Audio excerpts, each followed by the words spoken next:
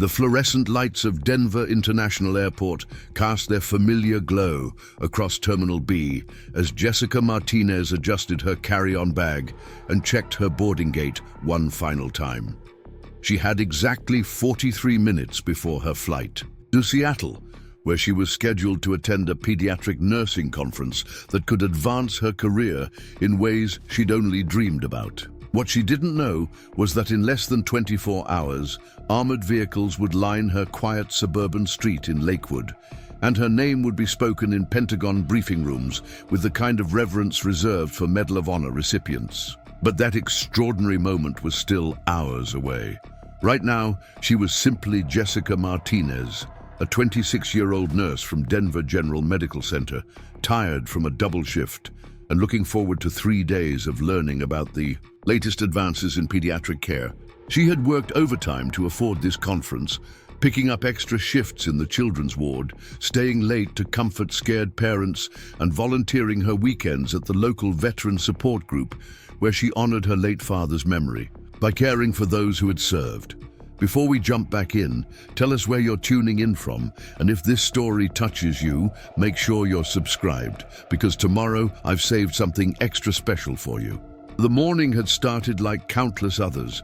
Jessica's alarm buzzed at 5:30, pulling her from dreams of childhood memories with her father, Staff Sergeant Carlos Martinez, who had returned from Vietnam with stories that shaped her understanding of service and sacrifice. He had passed away when she was 16, but his influence lived on in every decision she made, every patient she comforted, and every moment she chose compassion over convenience. Her apartment in Lakewood was modest, but warm, decorated with photographs of her family and small mementos from grateful patients. The walls held her nursing school diploma, a picture of her father in his dress uniform, and a handwritten thank you note from a 7-year-old boy whose broken arm she had helped heal. These simple treasures reminded her daily why she had chosen a profession that demanded everything and often gave little recognition in return. Jessica had always been drawn to healing. As a child, she had bandaged her dolls with strips of old bed sheets and pretended to be the doctor who could fix anything. In high school, she volunteered at the local hospital, pushing wheelchairs and delivering flowers to patients who lit up when they saw her genuine smile. Her father had encouraged this calling, telling her that the world needed people who understood, that healing went beyond medicine. It required heart. Nursing school had been challenging but rewarding. Jessica excelled in her clinical rotations, particularly in pediatrics, where her natural ability to connect with frightened children and their worried parents became evident to everyone around her. She had a gift for making the sterile hospital environment feel safer, warmer, more human. Her professors often remarked that she possessed something that couldn't be taught, an intuitive understanding of what people needed most in their darkest moments. After graduation, she accepted a position at Denver General Medical Center, specializing in pediatric care. The work was demanding, often heartbreaking, but deeply fulfilling. She worked nights and weekends, holidays and emergencies, never complaining because she understood that healing didn't follow a convenient schedule. Her colleagues respected her dedication, and parents specifically requested her when their children were admitted. On weekends, Jessica volunteered at the Mountain View Veterans Support Center, a small facility that provided counseling and community for veterans struggling with the transition back to civilian life.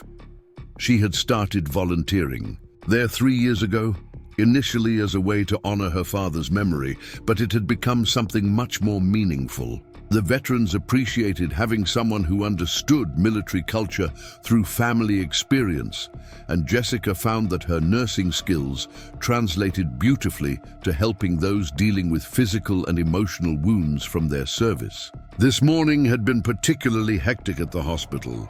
A bus accident had brought in several injured children, and Jessica had worked tirelessly alongside the emergency team to ensure each young patient received the care and comfort they needed. She had stayed 2 hours past her shift end to help a frightened 8-year-old girl whose parents were traveling from another state to reach her bedside. Jessica held the girl's hand, told her stories, and sang soft lullabies until the child finally fell asleep, feeling safe despite being in a strange place surrounded by beeping machines and worried faces.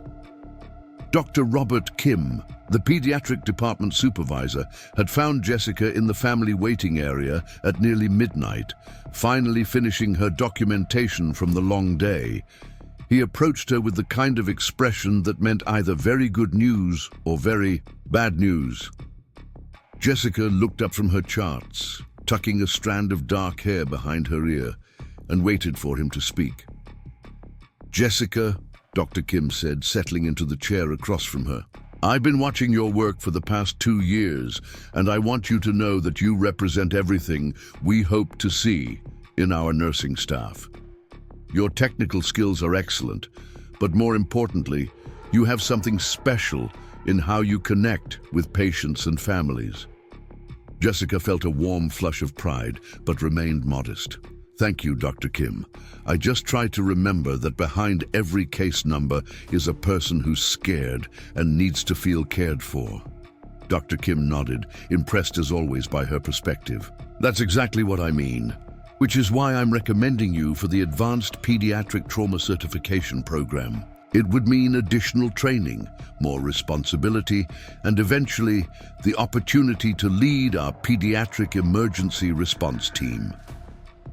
The offer was everything Jessica had worked toward, a chance to expand her impact and truly make a difference. In critical situations, she accepted gratefully, knowing that this opportunity would allow her to honor her father's legacy of service in an even more meaningful way. Now, as she walked through the bustling airport terminal, Jessica reflected on how much her life had changed since those early days of uncertainty about her career path. She felt confident in her abilities, proud of the work she did, and excited about the future. The conference in Seattle would provide advanced training that would help her excel in her new role, and she was particularly looking forward to a workshop on trauma response in pediatric patients. Denver International Airport was busy, even for a Tuesday morning. Business travelers hurried past with their rolling luggage and focused expressions. Families juggled car seats and diaper bags while corralling excited children and vacation-bound. Passengers chatted animatedly about their upcoming adventures. Jessica found a quiet spot near her gate and pulled out her phone to review the conference schedule one more time. Preparing and narrating this story took us a lot of time, so if you are enjoying it, subscribe to our channel. It means a lot to us. Now back to the story.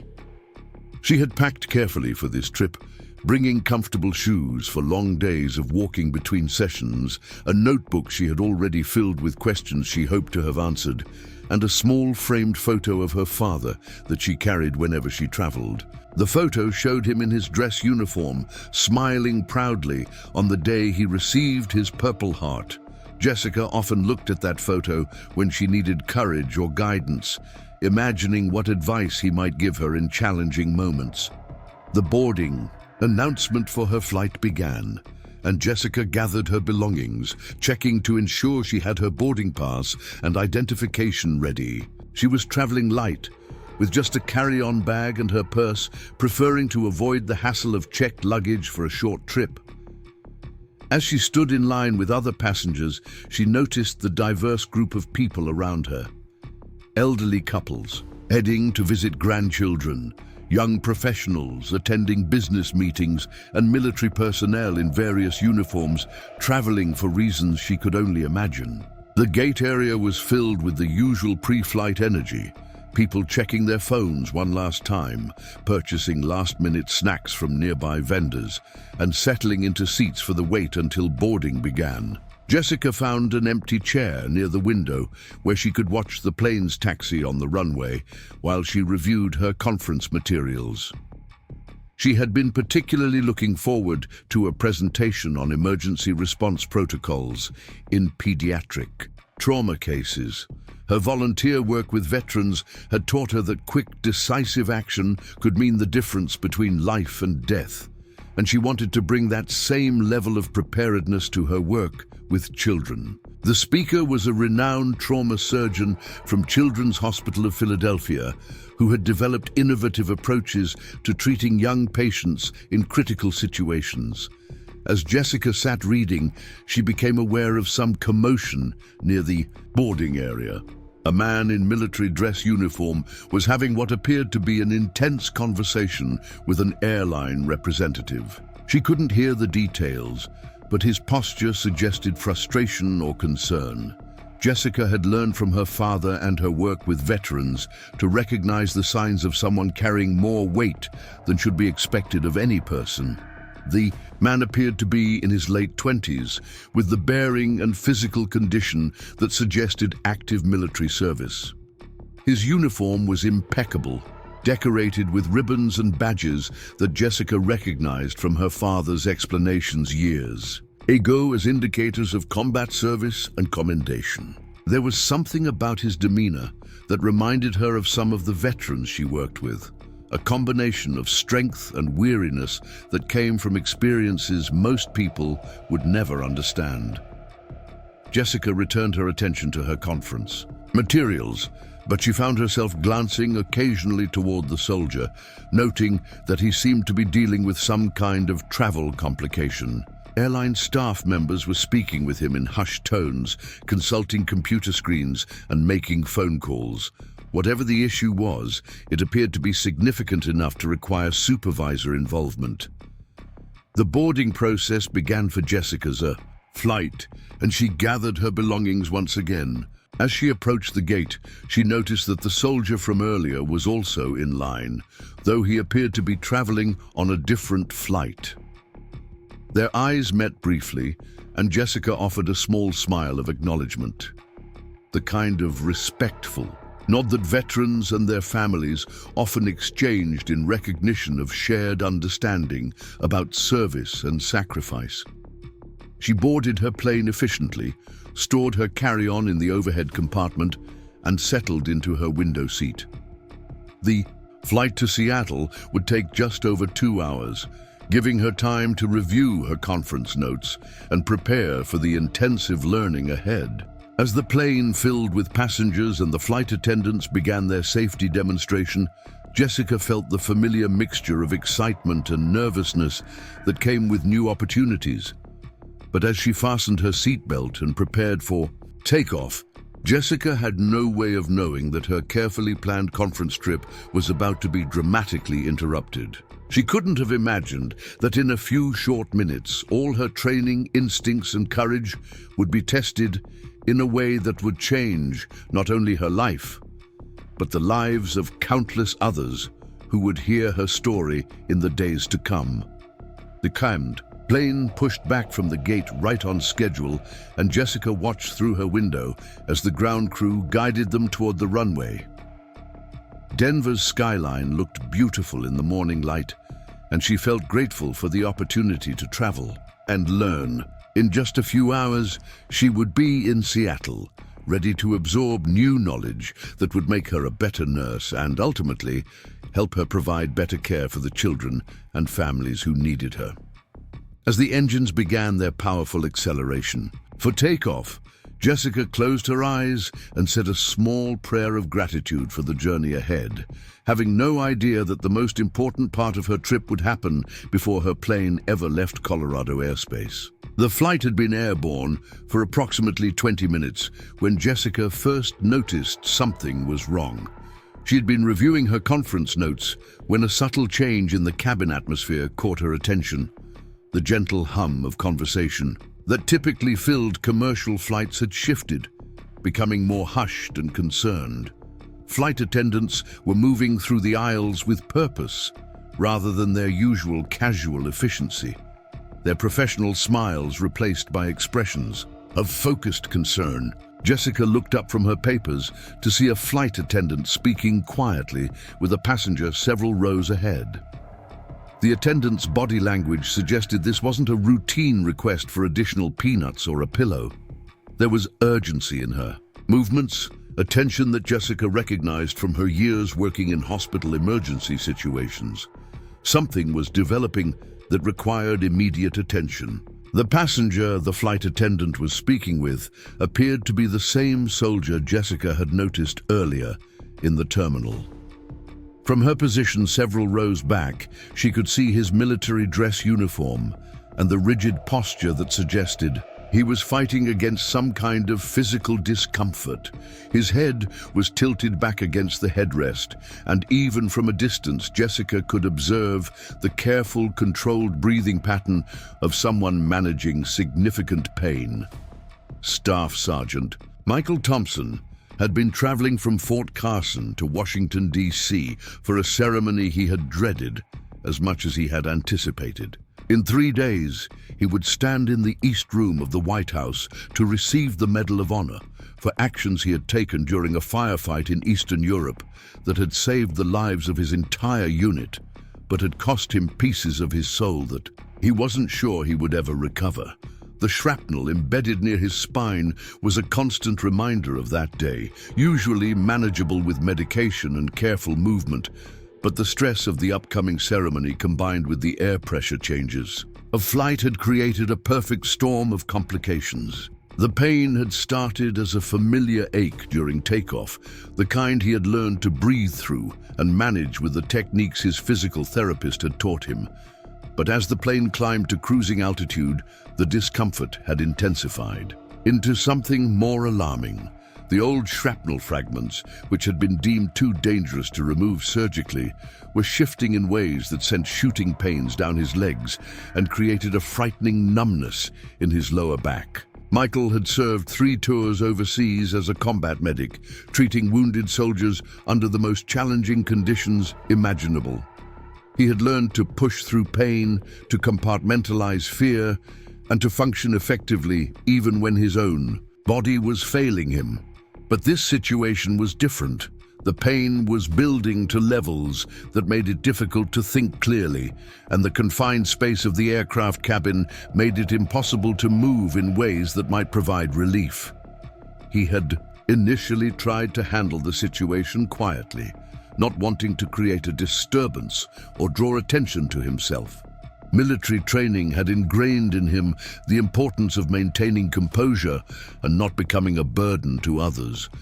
But as the minutes passed and the pain intensified, Michael realized that his condition was moving beyond something he could manage. Alone, the shooting pains were becoming more frequent and more severe, and he was beginning to experience symptoms that his medical training told him could indicate serious complications. The flight attendant who had approached him was named Lisa Chen, a veteran of 15 years with the airline who had dealt with every conceivable type of in-flight emergency. She had noticed Michael's distress during her routine cabin check and had immediately recognized the signs of someone dealing with significant medical issues. Her training had taught her to assess passenger conditions quickly and to escalate situations when necessary, and what she observed in Michael's demeanor and physical presentation told her that this was potentially serious. "Sir, I noticed you seem to be experiencing some discomfort," Lisa said quietly, crouching beside Michael's seat to keep their conversation private. "Is there anything I can do to help you?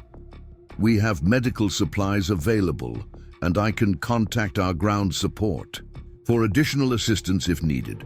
Michael appreciated her professionalism and discretion, but he was finding it increasingly difficult to maintain the calm exterior that had served him so well throughout his military career.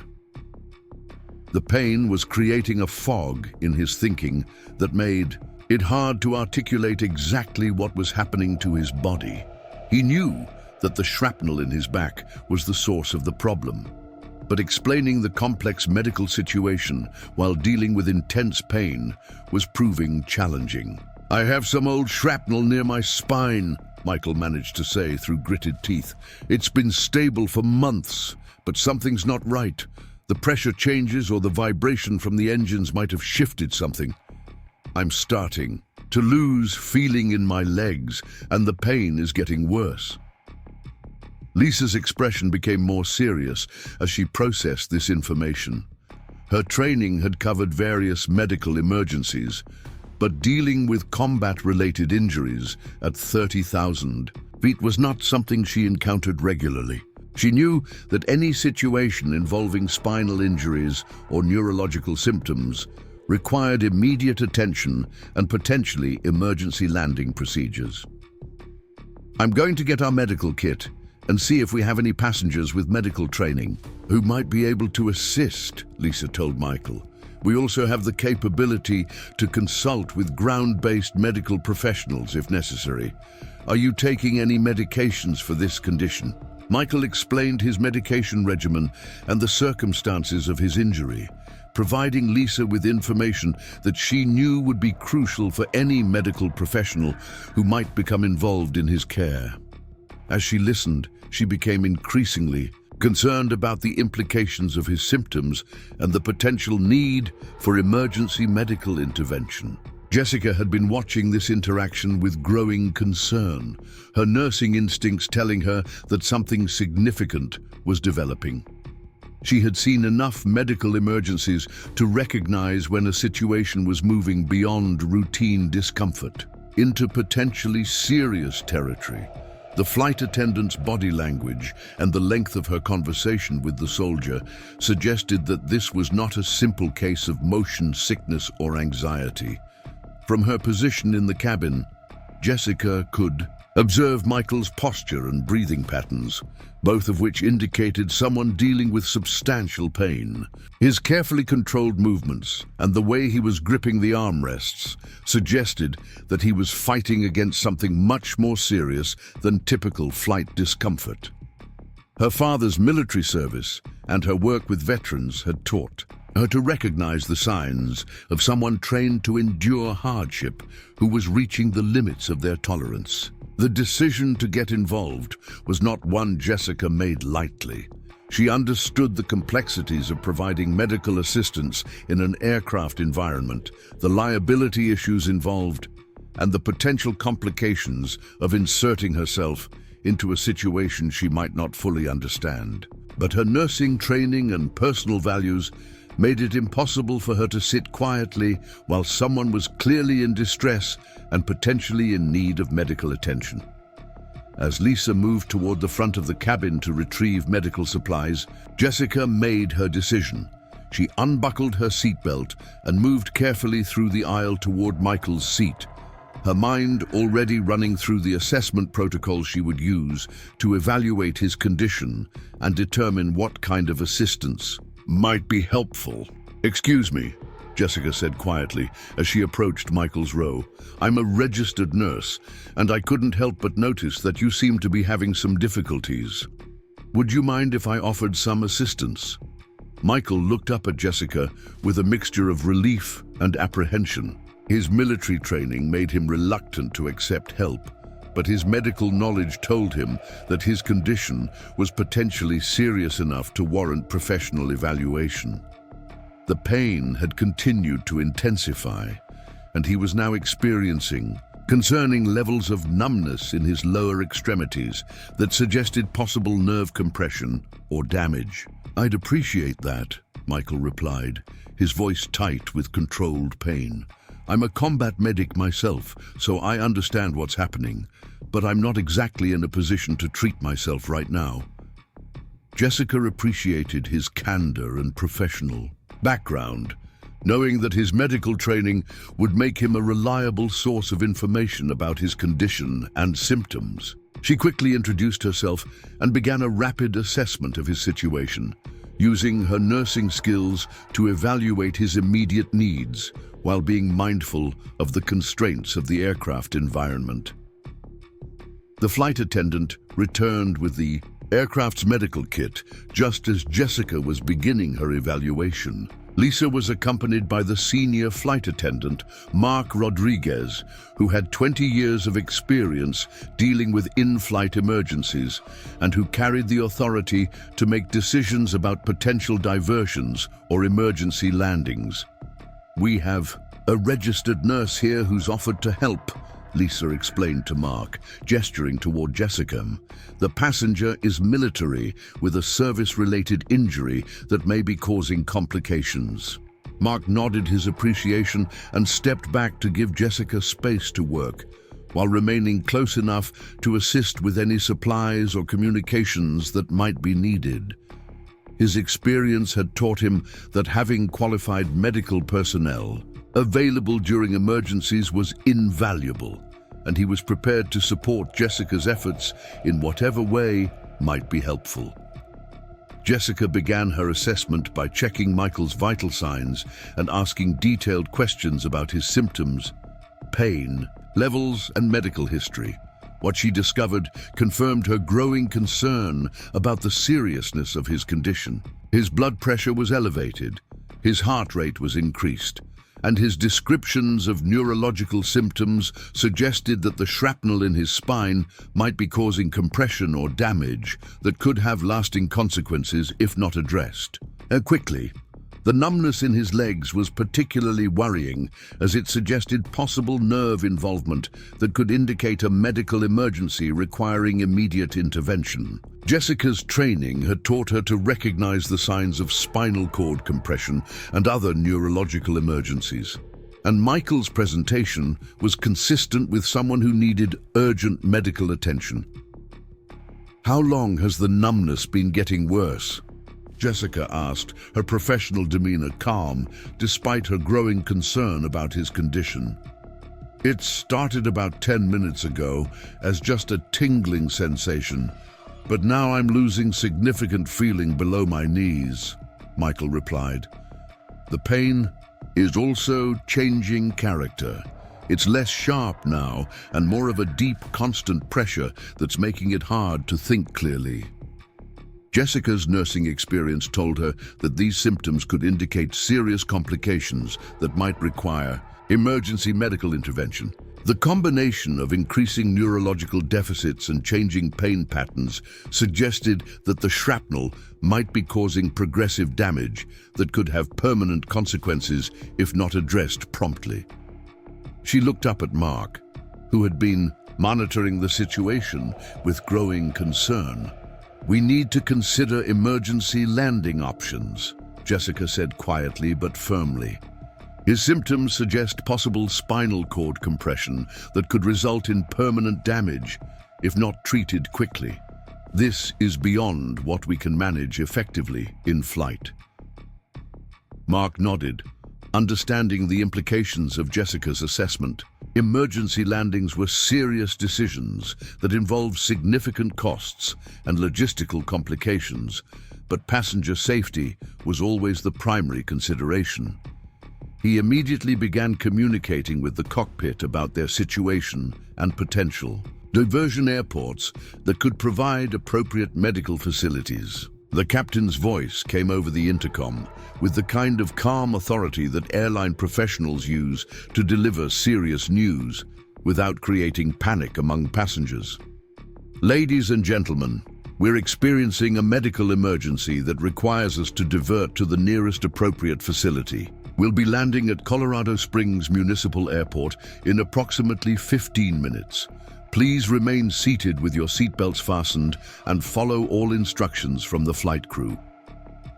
Jessica felt the familiar shift in the aircraft as the pilots began their descent, but her attention remained focused on Michael, whose condition was continuing to deteriorate despite her efforts to make him more comfortable.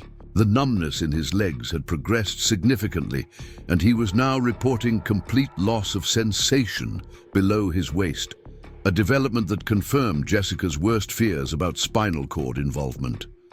The aircraft cabin had taken on the tense atmosphere that accompanies serious medical emergencies. Passengers were speaking in hushed tones, many of them casting concerned glances toward the area where Jessica was working with Michael. The flight attendants were moving efficiently through their emergency protocols, securing loose items and preparing for what could potentially be a challenging landing if Michael's condition affected his ability to brace properly during touchdown.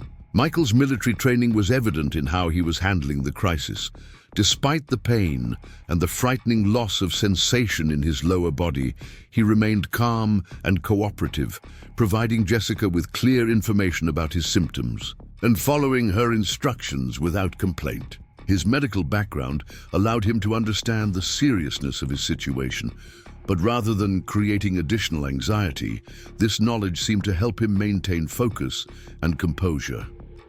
"The pressure in my back is getting worse," Michael reported, his voice steady despite the concerning nature of his symptoms.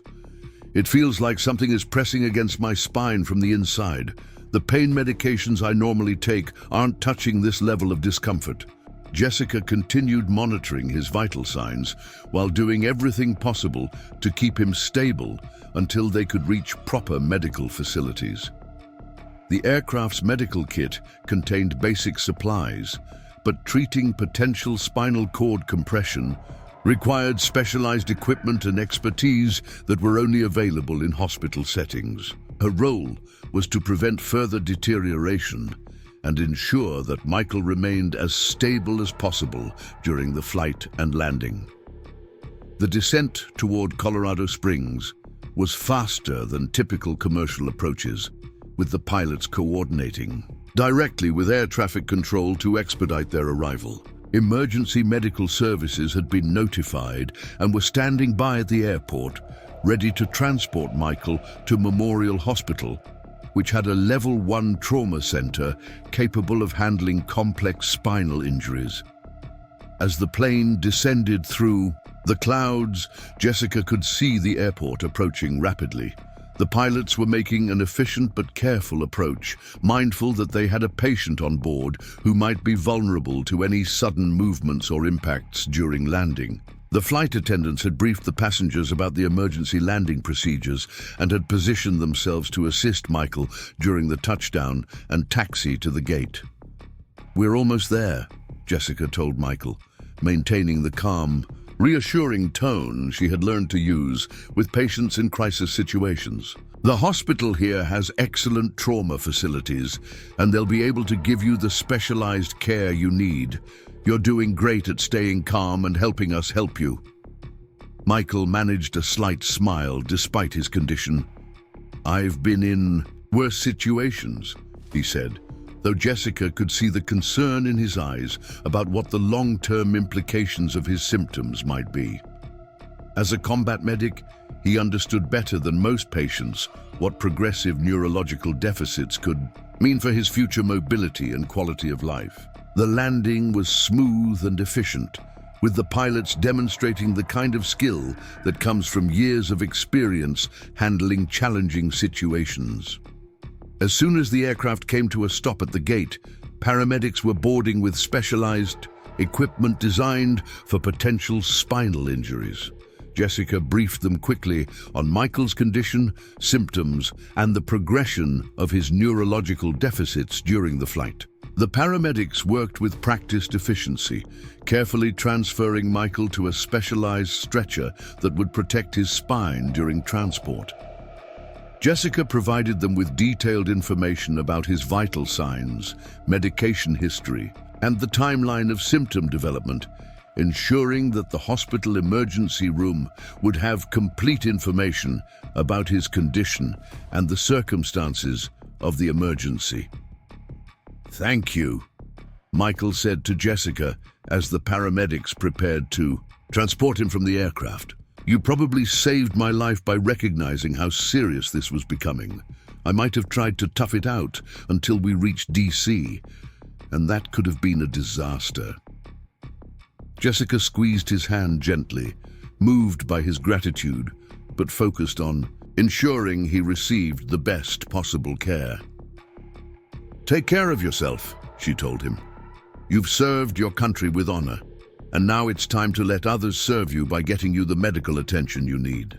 As the paramedics wheeled Michael from the aircraft, Jessica gathered her belongings and prepared to deal with the logistical complications of the emergency landing. Her conference in Seattle would have to wait, as would her carefully planned professional development activities. But as she watched the ambulance carry Michael toward the hospital, She felt no regret about the decisions she had made during the crisis.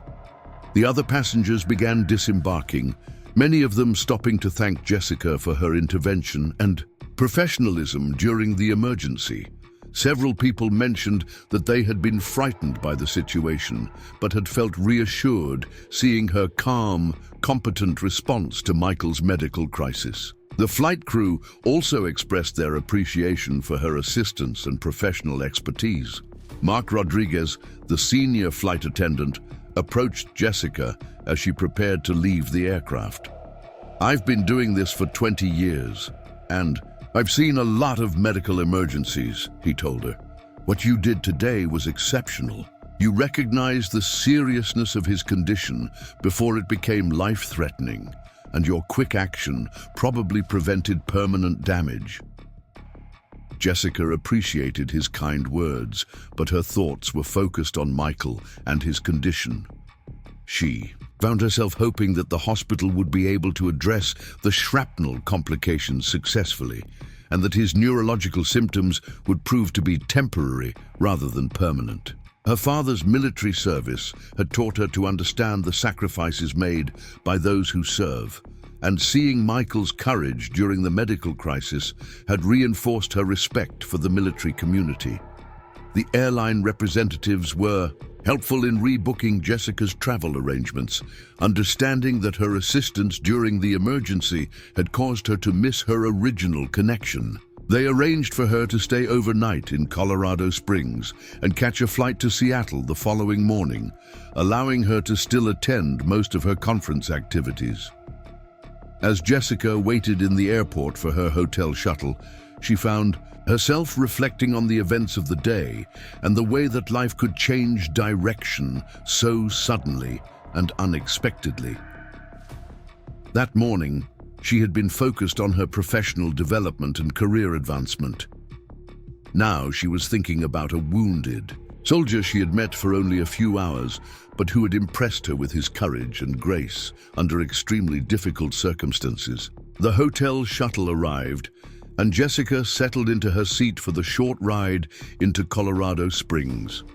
She planned to call the hospital later to check on Michael's condition, knowing that patient privacy regulations would limit the information they could provide, but hoping to learn that his surgery had gone well and that his prognosis was positive. The Memorial Hospital emergency room was a controlled storm of activity when Jessica arrived 3 hours after Michael's ambulance had departed from the airport.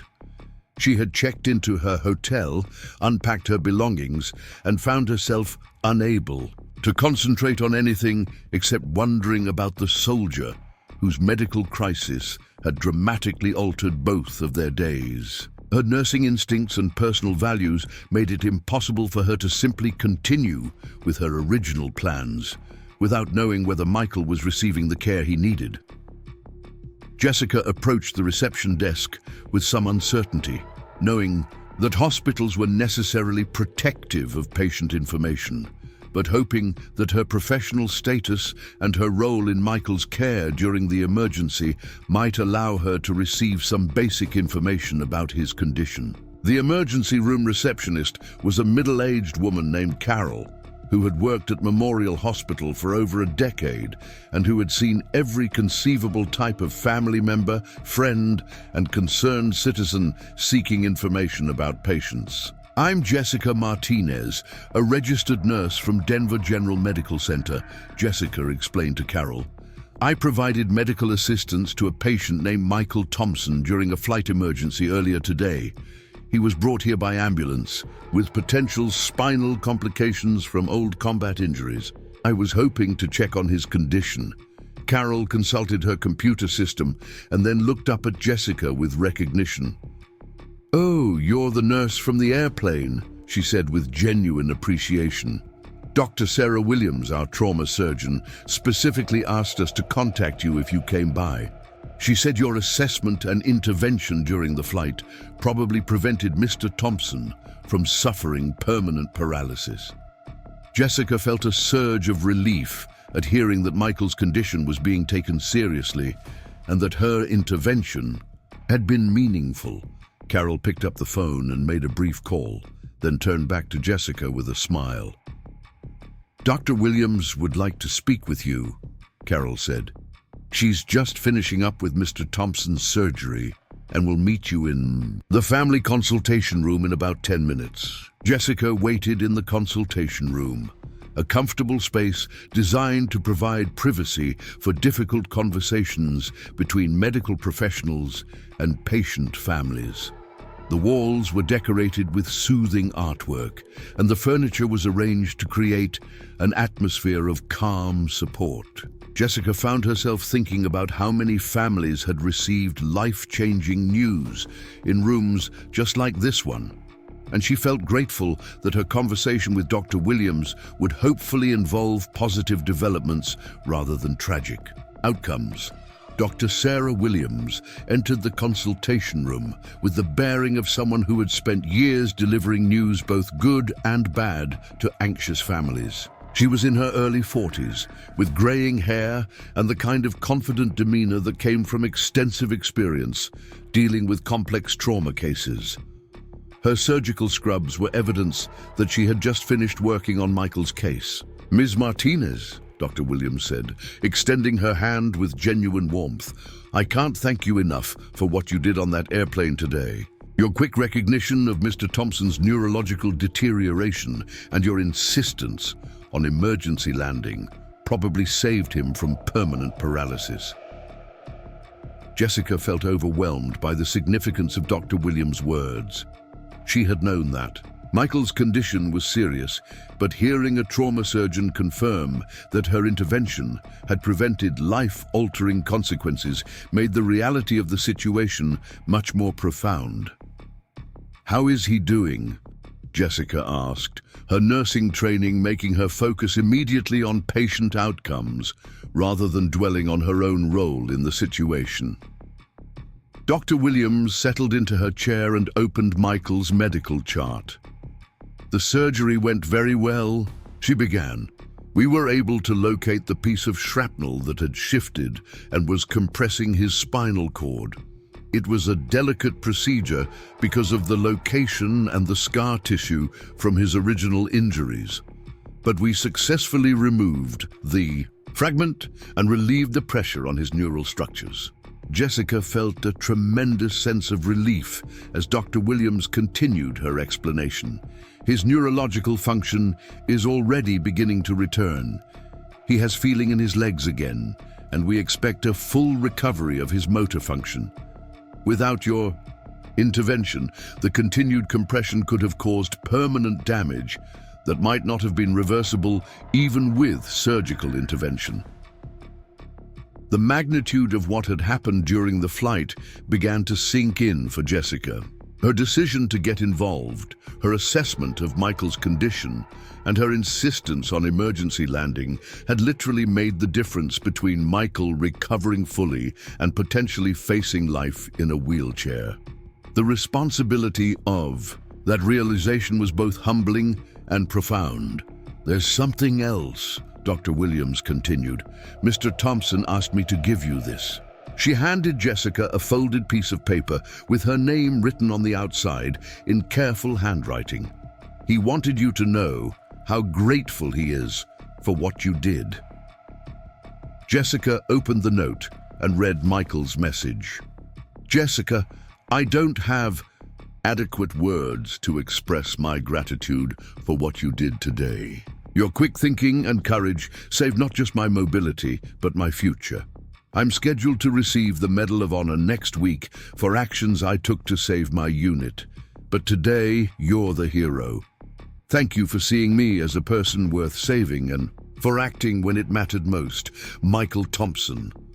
The emotional impact of Michael's words brought tears to Jessica's eyes. She had acted on instinct and training, doing what felt right in the moment, but seeing the profound gratitude of someone whose life she had helped save made the significance of her choices much more real and personal.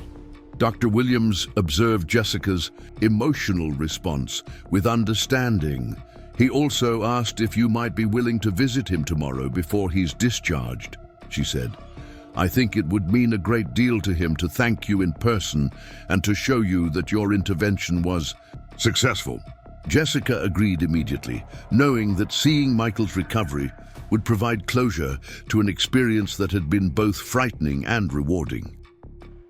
As she prepared to leave the hospital, Dr. Williams made one additional comment that would prove to be significant in ways that Jessica couldn't yet imagine. "I hope you don't mind, but I took the liberty of contacting Colonel Sarah Bennett, Mr. Thompson's commanding officer at Fort Carson," Dr. Williams said. "I felt that the military should know about your actions today and how they contributed to saving the career and mobility of one of their decorated soldiers. Colonel Bennett was extremely interested in hearing about what happened." Jessica thanked Dr. Williams for her time and information, then left the hospital feeling emotionally drained but deeply satisfied with the outcome of a day that had started with simple plans for professional development and had evolved into a life-changing experience for both her and Michael. The following morning dawned clear and bright in Colorado Springs, with the kind of crisp mountain air that made everything seem more vivid and significant. Jessica had slept fitfully, her mind replaying the events of the previous day and anticipating her visit with Michael at the hospital.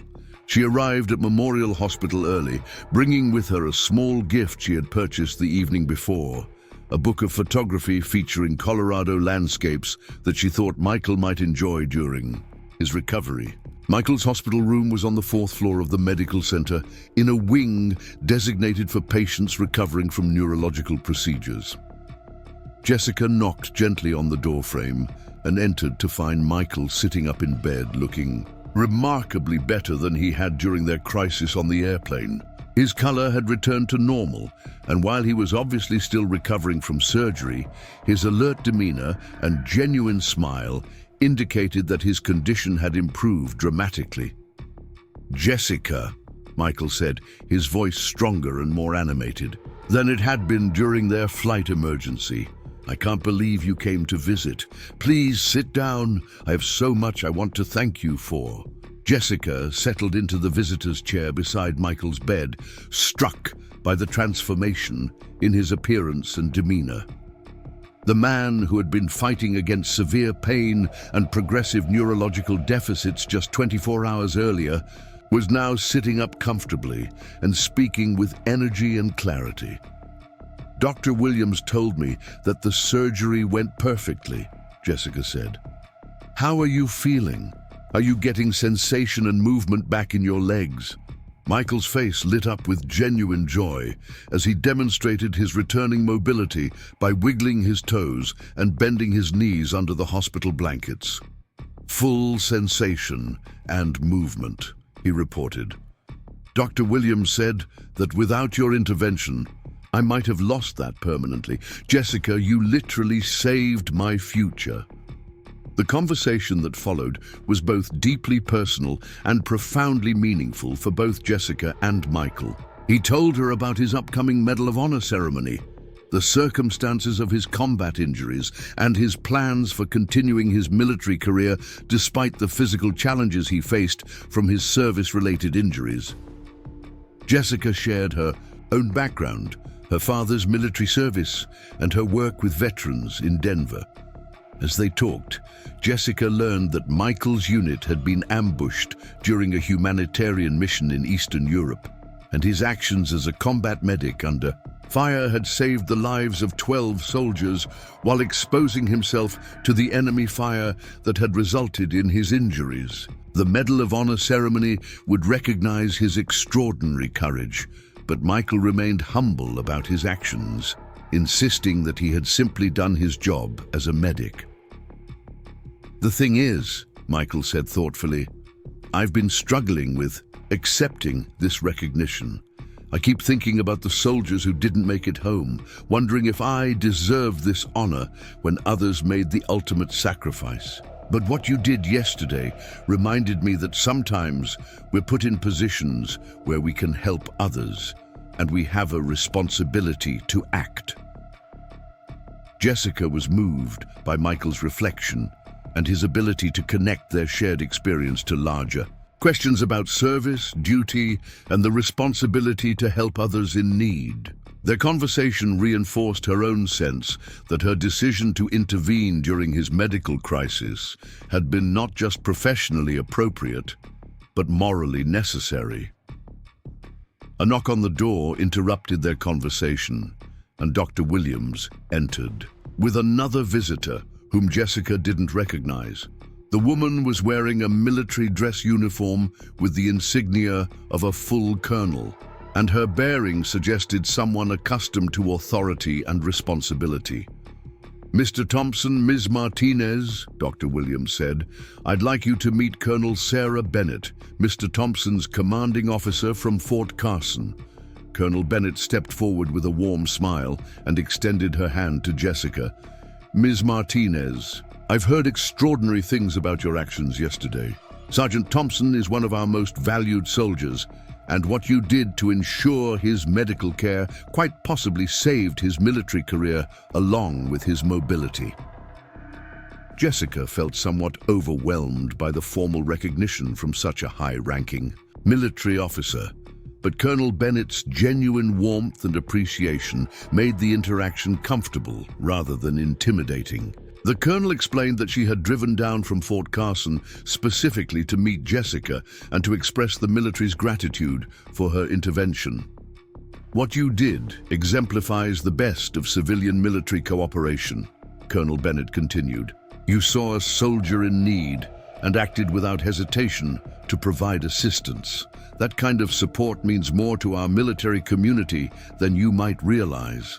The conversation continued for nearly an hour, with Colonel Bennett sharing stories about Michael's service record and his contributions to his unit, while Jessica learned more about the military community and the challenges faced by service members dealing with combat-related injuries.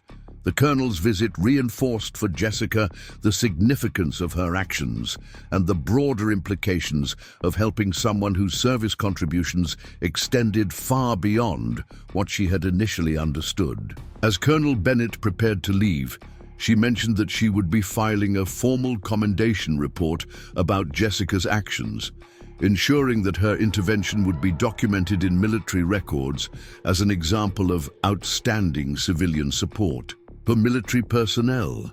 She also mentioned that the story of Jessica's heroism was already spreading through military channels and that there was significant interest in recognizing her contributions publicly. After the colonel's departure, Jessica spent another hour with Michael, discussing his recovery timeline and his plans for returning to duty.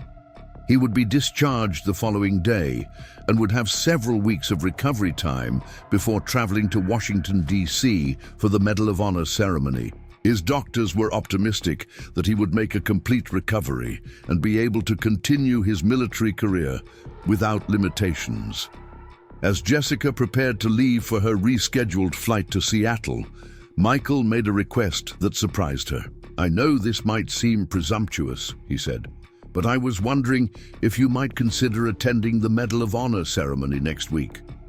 Colonel Bennett mentioned that there might be a way to arrange for you to be there as a special guest. "It would mean a great deal to me to have you there." Jessica was honored by the invitation, but uncertain about the logistics and appropriateness of attending such a significant military ceremony. Michael assured her that the invitation was genuine and that his family and commanding officers were eager to meet the person whose quick thinking had ensured that he would be able to attend the ceremony as a healthy, mobile recipient rather than as someone dealing with permanent disability. As Jessica left the hospital and headed to the airport for her rescheduled conference trip, she reflected on how dramatically her life had changed in just 2 days.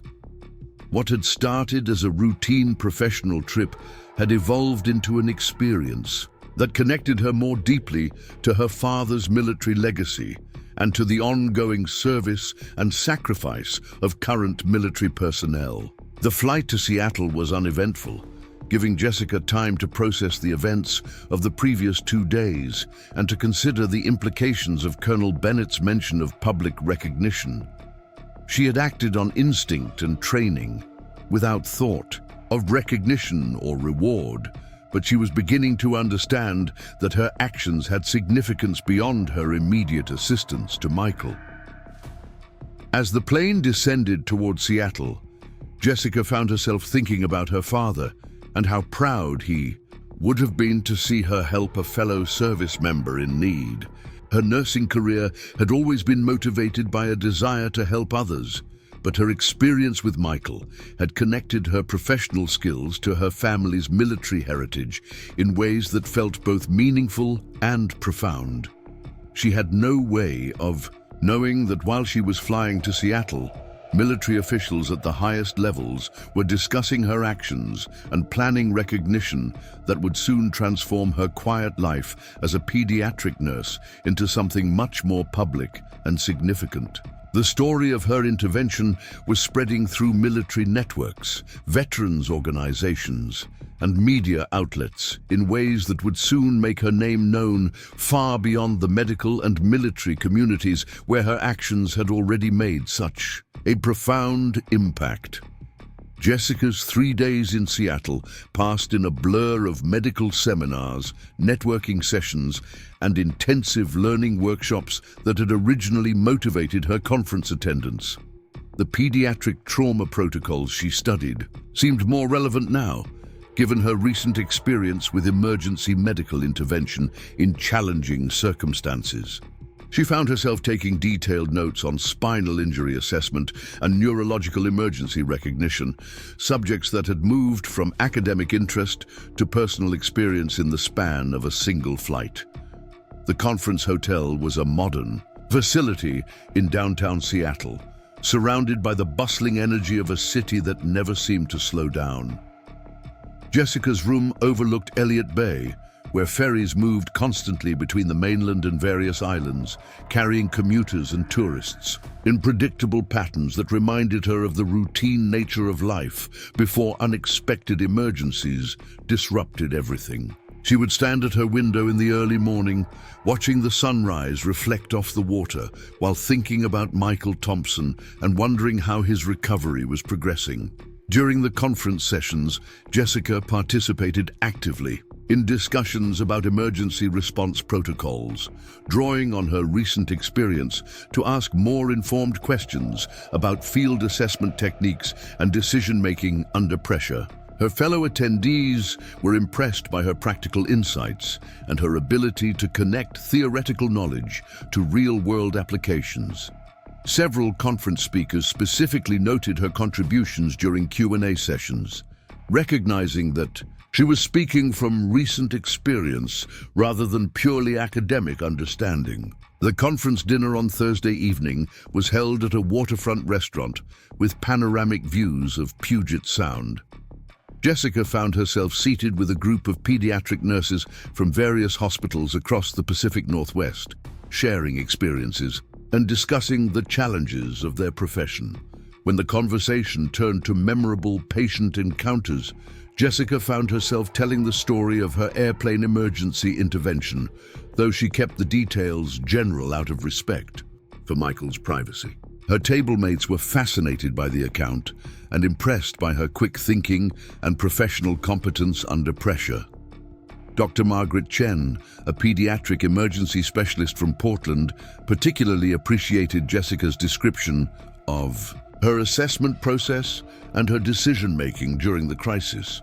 What you did demonstrates exactly the kind of critical thinking and rapid response capability that separates truly excellent nurses from those who are merely competent, Dr. Chen observed. Your ability to recognize the severity of the situation and advocate for emergency intervention probably made the difference between a full recovery and permanent disability for that soldier. Jessica appreciated the professional validation, but she found herself more interested in discussing the broader implications of her experience. The emergency had reinforced her understanding of how quickly medical situations could deteriorate and how important it was for healthcare professionals to trust their instincts and act decisively when patient welfare was at stake. Friday morning brought the conference's final sessions, focusing on advanced pediatric life support and trauma team coordination. Jessica participated in simulated emergency scenarios that seemed remarkably similar to her real-world experience with Michael, though the controlled environment of the training exercises felt almost artificial compared to the genuine urgency and uncertainty she had faced on the airplane. During the closing ceremony, conference organizers announced the recipients of various professional recognition awards. Jessica was surprised to hear her name called for a special recognition award for demonstrated excellence in emergency nursing intervention. The presenter explained that her actions during a recent in-flight medical emergency had come to the attention of the conference planning committee through reports from airline and military personnel who had been involved in the incident. As Jessica accepted the award, a crystal plaque engraved with her name and the conference logo, she felt a mixture of pride and humility. She had not expected any recognition for her actions, having viewed them simply as the professional and moral response to someone in need. The applause from her fellow nurses and the comments from conference leadership reinforced her sense that her intervention had been significant beyond her initial understanding. The flight back to Denver on Friday afternoon gave Jessica time to reflect on the week's experiences and to process the recognition she had received. She was eager to return to her work at Denver General Medical Center and to resume her routine responsibilities, though she suspected that her perspective on emergency nursing had been permanently altered by her recent experiences. As the plane descended toward Denver International Airport, Jessica found herself looking out the window at the familiar landscape of Colorado's Front Range with a new appreciation for the routine nature of most flights and the efficiency of the aviation system that allowed millions of people to travel safely every day. Her own recent experience with an in-flight emergency had given her a deeper understanding of how quickly normal situations could become life-threatening and how important it was for qualified people to be prepared to respond when circumstances demanded immediate action. The airport shuttle to the long-term parking facility was filled with travelers returning from various business trips and vacations, most of them focused on their phones or engaged in quiet conversations about their experiences. Jessica listened to the familiar sounds of people transitioning back to their regular routines and felt grateful for the opportunity to return to the predictable rhythm of her work and personal life. Her apartment in Lakewood looked exactly as she had left it earlier in the week, though the familiar surroundings felt somehow different after her experiences in Colorado Springs and Seattle. The photographs of her father in his military uniform seemed to carry additional significance now that she had personally assisted a current service member dealing with combat-related injuries. The framed diploma from nursing school reminded her of why she had chosen her profession and how her recent actions had embodied the best traditions of nursing care. Jessica unpacked her conference materials and reviewed the notes she had taken during various sessions, finding that many of the presentations had additional relevance given her recent practical experience with emergency medical intervention. She organized the information in preparation for sharing with her colleagues at Denver General, knowing that her insights about emergency assessment and decision-making could benefit other nurses who might face similar situations in the future. Saturday morning brought a return to Jessica's normal weekend routine of household tasks, grocery shopping, and preparation for the upcoming work week.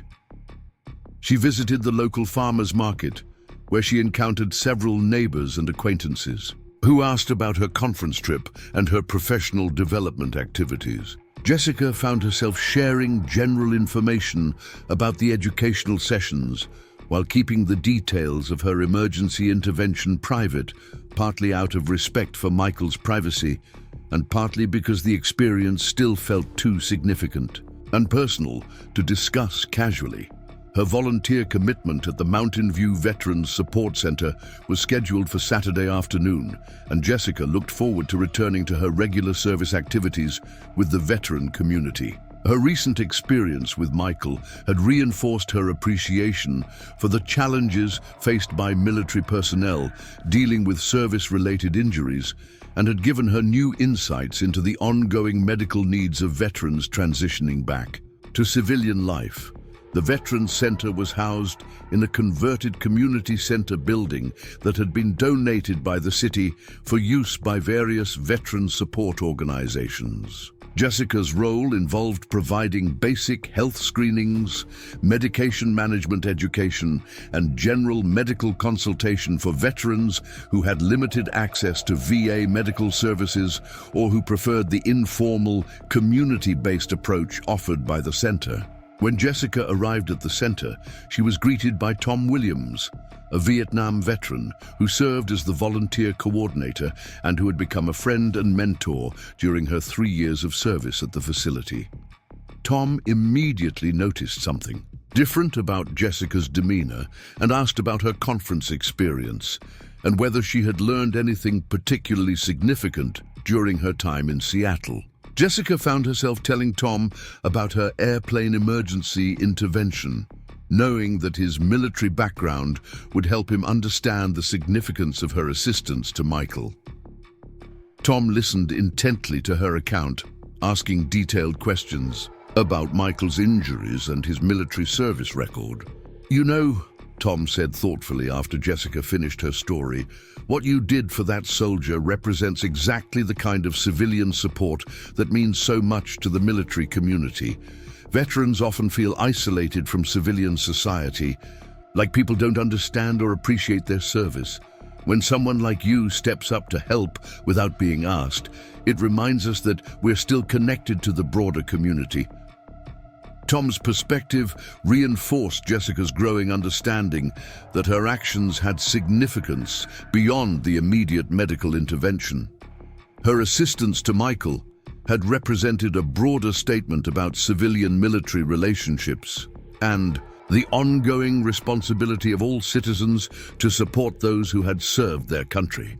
The afternoon at the Veterans Center passed quickly as Jessica provided health consultations for several veterans dealing with various medical challenges related to their military service.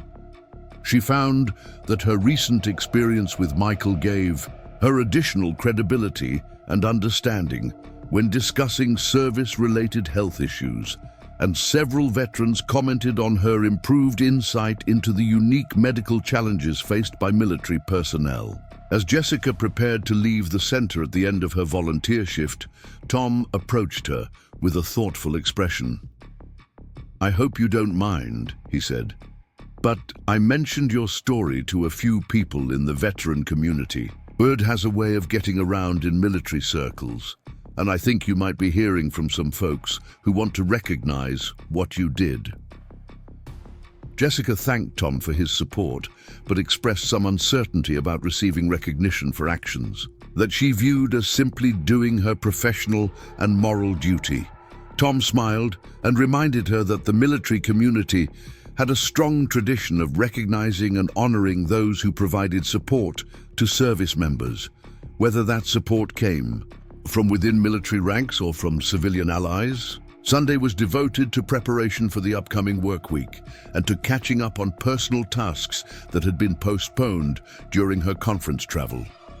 Jessica reviewed her work schedule for the following week, noting that she was assigned to several challenging cases in the pediatric intensive care unit that would require her full attention and expertise. As she organized her work materials and prepared her uniforms for the week ahead, Jessica reflected on how her recent experiences had reinforced her commitment to nursing excellence and her appreciation for the opportunity to make a positive difference in people's lives through her professional skills and personal dedication.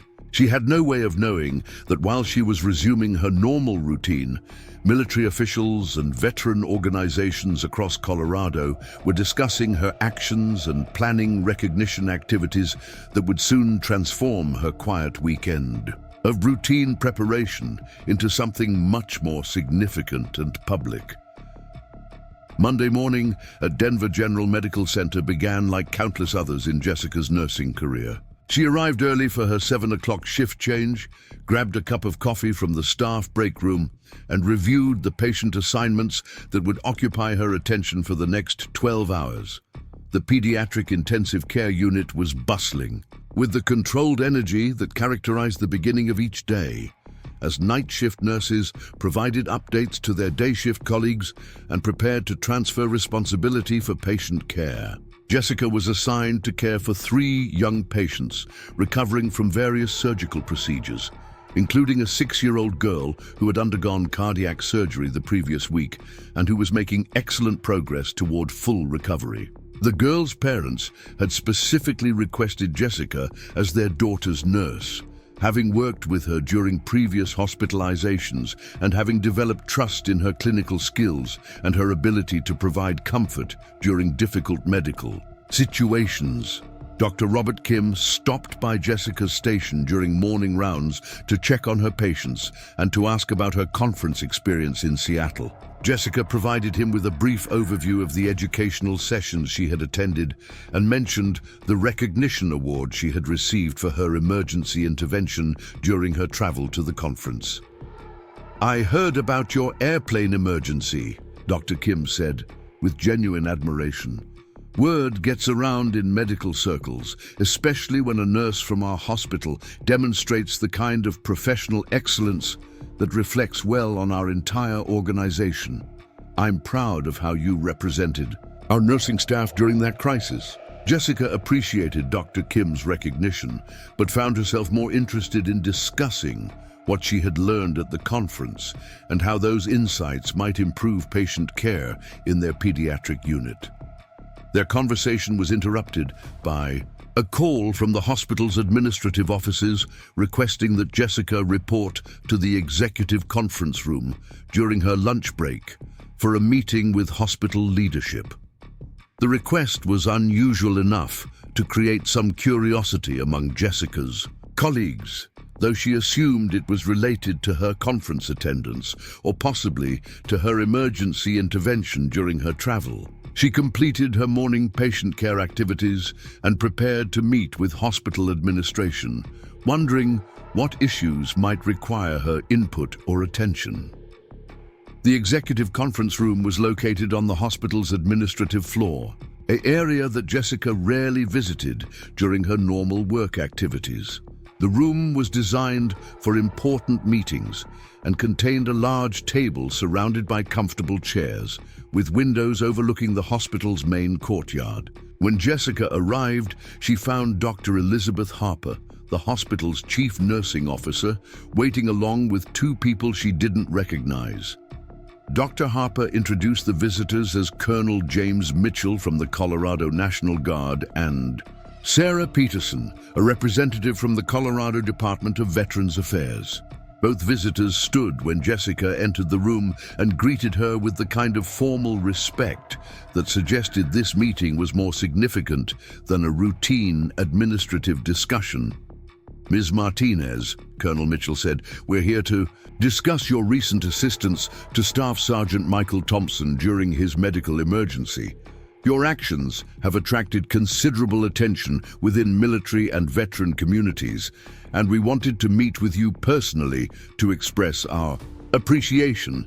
Sarah Peterson added, "The Department of Veterans Affairs has received multiple reports about your intervention from various sources, including medical personnel at Memorial Hospital, airline representatives, and military officials at Fort Carson.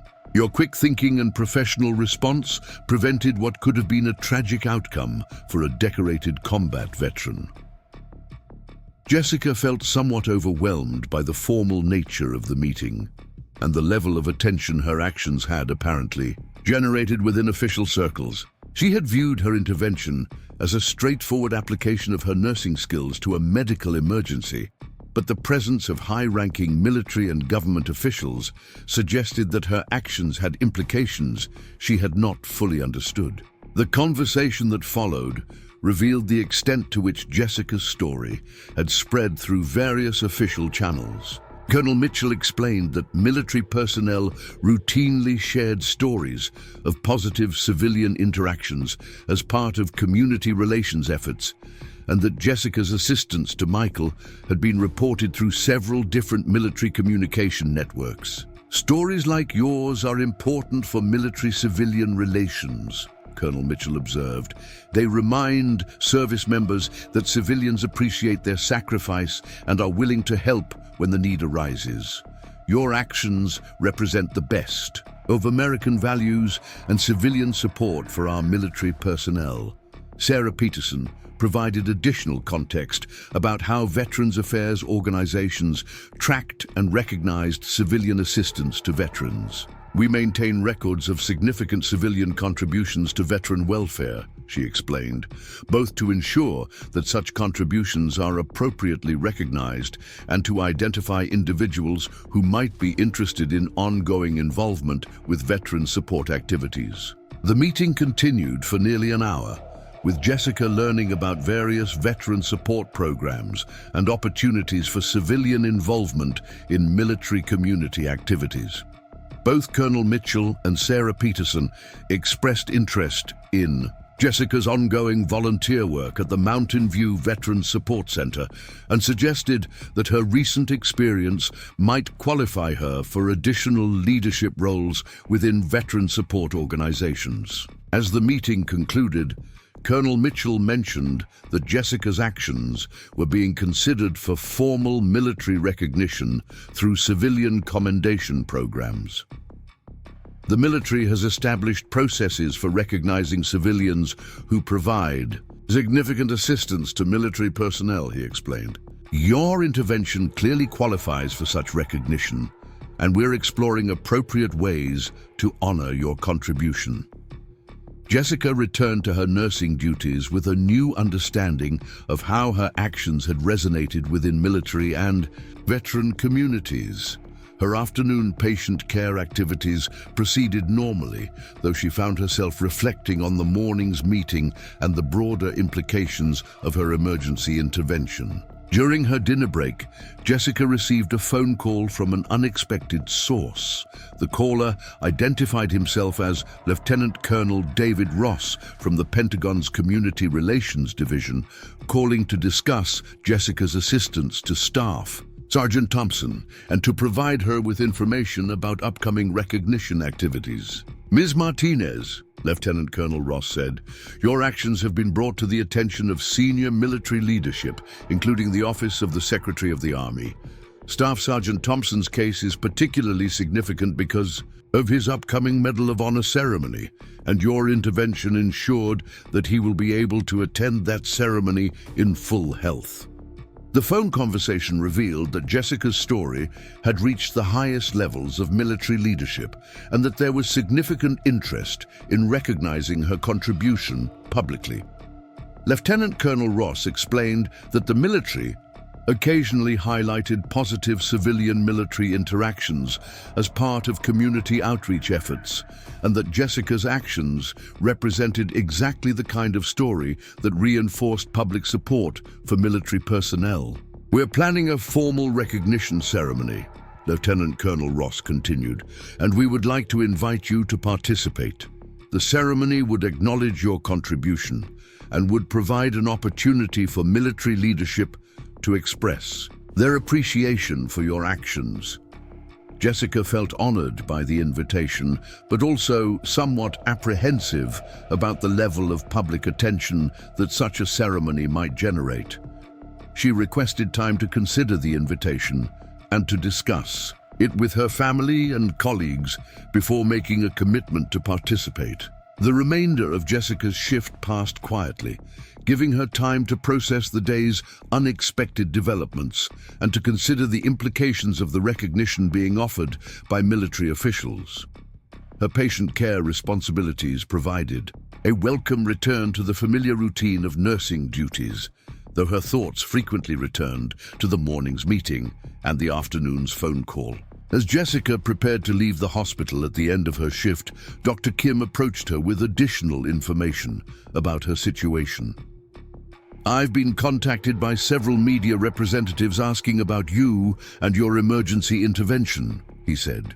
"The hospital's public relations department is handling those inquiries, but you should be aware that there's considerable interest in your story."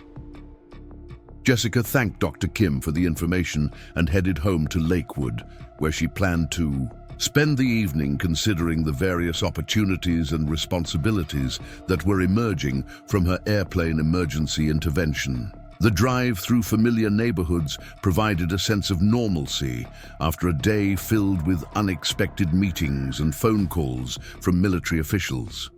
Her apartment felt like a refuge from the day's intensity, and Jessica settled into her favorite chair with a cup of tea to reflect on the rapid changes occurring in her life. The recognition being offered by military officials was flattering and meaningful, but she was uncertain about the wisdom of accepting a level of public attention that might interfere with her nursing career and her personal privacy. As evening settled over Lakewood, Jessica found herself thinking about her father and what he might have advised her about the situation she was facing. His military service had taught him about the importance of duty and service, but he had also valued humility and the quiet satisfaction that came from helping others without seeking recognition or reward. She had no way of knowing that while she was contemplating her response to military recognition offers, officials at Fort Carson were finalizing plans for an honor ceremony that would bring national media attention to her quiet neighborhood and transform her simple apartment into the center of a story that would inspire millions of Americans. Tuesday morning brought an unusual development that immediately signaled to Jessica that her life was about to change in ways she had not anticipated. When she arrived at Denver General Medical Center for her scheduled shift, the hospital's security guard at the main entrance greeted her by name and mentioned that several reporters had been asking about her during the early morning hours. "Ms. Martinez," the security guard said, "we've had news crews here since about 6 o'clock asking about you and some kind of military situation. The hospital administration has asked all staff to direct any media inquiries to the public relations department." Jessica felt a surge of anxiety as she realized that the media attention Dr. Kim had mentioned the previous evening was materializing more quickly and extensively than she had expected. She made her way to the pediatric unit through less public corridors, hoping to avoid any reporters who might be waiting in the main hospital areas. Dr. Harper was waiting for Jessica when she arrived at the nursing station, accompanied by Marcus Thompson, the hospital's director of public relations. Both of them wore expressions that suggested significant developments had occurred overnight, and Jessica prepared herself for news that would likely complicate her already changing circumstances. "Jessica," Dr. Harper began, "we've received numerous media inquiries about your emergency intervention, and it appears that your story is being covered by national news organizations. Mr. Thompson has been handling these inquiries, but we wanted to brief you on what's happening and discuss how you'd like to handle the situation." Marcus Thompson explained that the hospital had received calls from CNN, Fox News, ABC, CBS, and several other major news organizations, all requesting interviews with Jessica and information about her background and professional qualifications.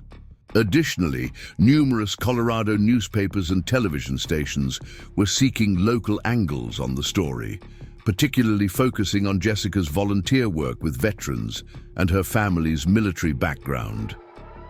The story seems to have gained national attention because of Staff Sergeant Thompson's upcoming Medal of Honor ceremony, Marcus Thompson continued. "Military officials have apparently briefed members of the media about your intervention and its significance, and there's considerable interest in the human interest aspects of your story." Jessica listened to this information with growing concern about the implications for her privacy and her ability to continue her normal work routine. She had never sought media attention and was uncertain about how to handle the level of public interest that was apparently developing around her actions. Dr. Harper provided additional context about the hospital's position regarding media attention for staff members. "We're proud of your actions and the way they reflect on our nursing staff," she said, "but we also want to protect your privacy and ensure that media attention doesn't interfere with your professional responsibilities. We're prepared to support whatever level of media engagement you're comfortable with." The conversation was interrupted by a call to the nursing station from hospital security, reporting that additional news crews had arrived and were requesting access to the pediatric unit for interviews with Jessica.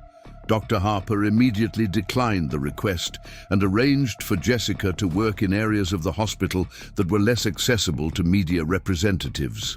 Jessica's patient care responsibilities for the day were adjusted to minimize her exposure to public areas where reporters might be waiting. She was assigned to work primarily in the pediatric intensive care unit, where hospital security policies restricted access to authorized personnel only. Her patients for the day included several children recovering from serious medical procedures who required intensive nursing attention that would keep her fully occupied throughout her shift. Despite the changed circumstances, Jessica found that her patient care duties provided a welcome sense of normalcy and purpose. The children under her care needed her professional skills and personal attention, and their medical needs took precedence over the external pressures created by media interest in her story. During her lunch break, Jessica received a phone call from Michael Thompson, the soldier whose medical emergency had initiated the current situation. Michael was calling from Walter Reed Medical Center in Washington, D.C., where he was undergoing final medical evaluations before his Medal of Honor ceremony scheduled for later in the week. "Jessica," Michael said, "I hope you don't mind me calling, but I wanted to let you know that military officials have been asking me about our experience on the airplane. I've told them about your incredible professionalism and how your quick thinking saved my mobility and possibly my life." Michael explained that he had been interviewed by military public affairs officers who were preparing materials for the Medal of Honor ceremony and for broader military community relations activities.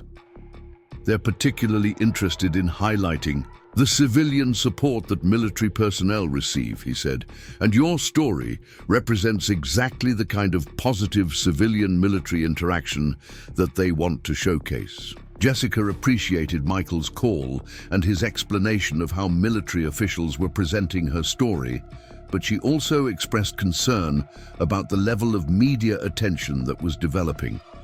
Michael assured her that military officials understood the importance of respecting her privacy while still recognizing her contribution to his welfare and recovery. "There's something else," Michael continued.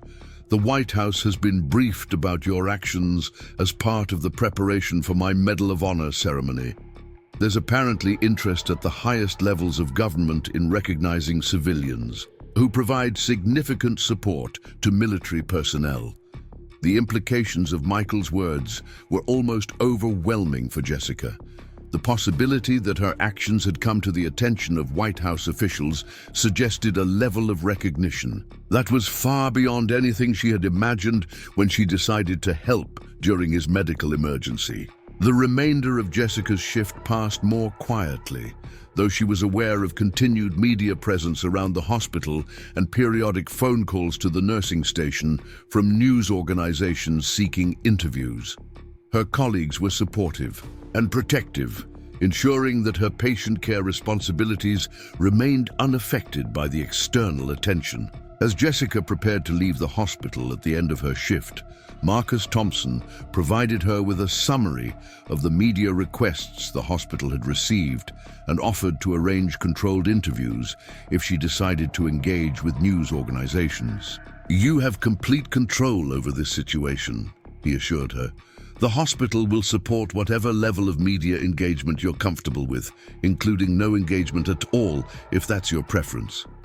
Jessica thanked the hospital staff for their support and protection during a difficult day, then carefully made her way to the parking garage through service corridors that avoided the main hospital entrances, where reporters might be waiting. The drive home to Lakewood provided an opportunity to decompress from the intensity of the day and to consider her options for handling the unprecedented situation she was facing. When Jessica arrived at her apartment complex, she immediately noticed several news vans parked on the street and reporters standing near the building entrance. The sight confirmed her growing realization that her private life was about to become much more public than she had ever intended or desired. She parked in a location that allowed her to enter her building through a side entrance that was less visible to the media representatives gathered at the front of the complex. As she climbed the stairs to her apartment, Jessica could hear the sounds of reporters conducting interviews with neighbors and other residents who might be able to provide information about her background and character. Mrs. Helen Rodriguez, Jessica's elderly neighbor, was waiting in the hallway outside Jessica's apartment door. Mrs. Rodriguez had lived in the building for over 20 years and had become a friend and informal grandmother figure to Jessica during her 3 years of residence there. "Mija," Mrs. Rodriguez said with concern, "there have been reporters here all day asking about you. I told them you're a wonderful nurse and a good person, but I didn't give them any personal information. What's happening?" Jessica briefly explained the situation to Mrs. Rodriguez, emphasizing that she had simply provided medical assistance to someone in need and that the attention was unexpected and somewhat overwhelming. Mrs. Rodriguez offered to help screen phone calls and visitors, demonstrating the kind of community support that Jessica would need to navigate the challenging circumstances ahead. As Jessica settled into her apartment for the evening, she reflected on how dramatically her life had changed in just a few days. The quiet routine of her nursing career and personal life had been replaced by media attention, official recognition, offers, and a level of public interest that was both flattering and frightening. She had no way of knowing that while she was trying to process the day's developments, military officials were finalizing plans for recognition activities that would bring national television coverage to her neighborhood and transform her simple apartment building into the temporary center of a story that would reach millions of Americans and inspire countless individuals to consider their own capacity for helping others in need. Wednesday morning dawned with an unusual level of activity in Jessica's normally quiet Lakewood neighborhood. As she prepared for another challenging day at the hospital, Jessica noticed through her apartment window that the number of news vans and media personnel on her street had increased significantly overnight. The sight reinforced her growing understanding that her story was attracting attention far beyond what she had initially imagined. Jessica's phone had been ringing intermittently since early morning, with calls from news organizations, veteran groups, and individuals who had somehow obtained her contact information and wanted to express their appreciation for her actions. She had stopped answering calls from unfamiliar numbers, instead allowing them to go to voicemail so she could screen them later when she had more time and emotional energy to deal with the attention. The drive to Denver General Medical Center required careful navigation to avoid the reporters gathered near her apartment building. Jessica left earlier than usual and took a circuitous route through residential neighborhoods to reach the hospital without being followed by news crews who were apparently monitoring her movements. When Jessica arrived at the hospital, she was greeted by Dr. Harper, who immediately briefed her on overnight developments that would significantly impact her day. "Jessica," Dr. Harper said, "we've received calls from the Pentagon, the White House press office, and the Colorado governor's office, all requesting information about you and your background. This situation is clearly operating at a much higher level than any of us initially realized. The hospital's legal department had been consulted about how to handle the various official inquiries while protecting Jessica's privacy and employment rights. Marcus Thompson, the public relations director, had spent much of the night coordinating with hospital administration and legal counsel to develop appropriate responses to the extraordinary level of interest in one of their nursing staff members. The Pentagon has formally requested your employment history, educational background, and professional qualifications, Dr. Harper continued. They're apparently conducting some kind of background verification process as part of recognition activities they're planning. We've provided basic employment confirmation, but have limited other information sharing to what's publicly available. D. Jessica felt overwhelmed by the scope of official interest in her background and concerned about the implications for her privacy and professional life. She had never anticipated that her emergency intervention would trigger the kind of comprehensive investigation that seemed to be underway. Dr. Kim approached Jessica's station with additional information that added to her growing understanding of the situation's complexity. "I've been contacted by the American Nurses Association," he said, "requesting information about your professional qualifications and asking whether you might be interested in participating in their annual conference as a keynote speaker. Your story is apparently resonating throughout the nursing community as an example of exceptional professional response to emergency situations." The conversation was interrupted by a phone call from Lieutenant Colonel David Ross at the Pentagon, who had called Jessica directly rather than going through hospital administration. Lieutenant Colonel Ross's call provided crucial information about the military's intentions regarding recognition for Jessica's actions. "Ms. Martinez," Lieutenant Colonel Ross said, "I'm calling to inform you that your assistance to Staff Sergeant Thompson has been formally recognized by the Secretary of the Army and that you're being considered for the Outstanding Civilian Service Award, one of the highest recognitions the Army provides to non-military personnel.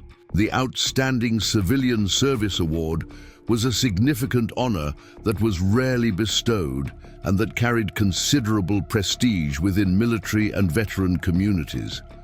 Lieutenant Colonel Ross explained that the award recognized civilians who provided extraordinary service that significantly benefited military personnel or military objectives. "The presentation ceremony is being planned for this Friday," Lieutenant Colonel Ross continued, "and we would be honored to have you attend. The ceremony will be held at Fort Carson and will include military leadership from across the region, as well as representatives from various veteran organizations." Jessica listened to this information with a mixture of honor and apprehension. The recognition being offered was meaningful and represented validation of her actions from the highest levels of military leadership. However, she was also concerned about the public attention that such a ceremony would generate and the potential impact on her personal life and nursing career. Lieutenant Colonel Ross provided additional details about the ceremony, including information that increased Jessica's understanding of why her story had attracted such significant attention. "Staff Sergeant Thompson's Medal of Honor ceremony has been moved to Friday as well," he said, "and there are plans to present your award during the same event. The President will be attending to present Sergeant Thompson's medal, and there's interest at the White House level in recognizing your contribution as well." The possibility of receiving recognition from the President of the United States was almost incomprehensible to Jessica. Her actions on the airplane had been motivated by professional duty and personal values, not by any desire for high-level political recognition. The scope of attention her story was receiving seemed disproportionate to what she viewed as simply doing her job as a nurse and as a decent human being. During her lunch break, Jessica received an unexpected visitor at the hospital. Tom Williams, the veteran coordinator from the Mountain View Veterans Support Center, had come to check on her and to provide support during what he understood was a challenging and overwhelming time.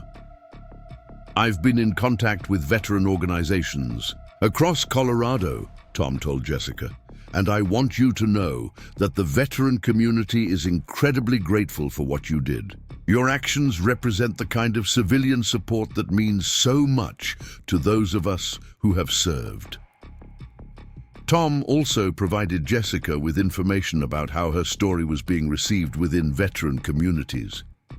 "Veterans are sharing your story on social media and in veteran forums," he said, "not just because of what you did for Sergeant Thompson, but because it reminds everyone that civilians care about military personnel and are willing to help when the need arises." The conversation with Tom helped Jessica understand the broader significance of her actions beyond the immediate medical intervention. Her assistance to Michael had become a symbol of civilian-military cooperation and mutual support, representing values that resonated deeply within both military and civilian communities. Tom also offered practical advice about handling the attention Jessica was receiving. "Military recognition ceremonies are significant events," he said, "and participating in them is both an honor and a responsibility. The veteran community will be watching to see how you handle this situation, and your response will influence how civilians and military personnel view each other." As Jessica's shift continued, she received additional phone calls from various organizations and officials, each adding to her understanding of how widely her story had spread and how many different groups were interested in recognizing her actions. The Colorado Nurses Association had called to discuss potential speaking opportunities. The Denver mayor's office had inquired about local recognition activities, and several national veteran organizations had requested meetings to discuss ongoing collaboration opportunities. The afternoon brought an unexpected development that significantly elevated the level of official attention Jessica was receiving. Dr. Harper approached her with information that a Secret Service agent had contacted the hospital requesting a meeting with Jessica to discuss security arrangements for her potential participation in Friday's ceremony. The fact that Secret Service is involved indicates that this ceremony has presidential-level security implications, Dr. Harper explained. "This is clearly operating at a much higher level of government attention than any of us initially understood." Jessica agreed to meet with the Secret Service agent, understanding that such a meeting was necessary if she decided to participate in the recognition ceremony. The agent, who introduced himself as Special Agent Robert Martinez, conducted a brief interview covering Jessica's background, her recent travel, and any potential security concerns related to her participation in high-level government events. Special Agent Martinez was professional and courteous, explaining that his role was to ensure the safety of all participants in events involving presidential attendance.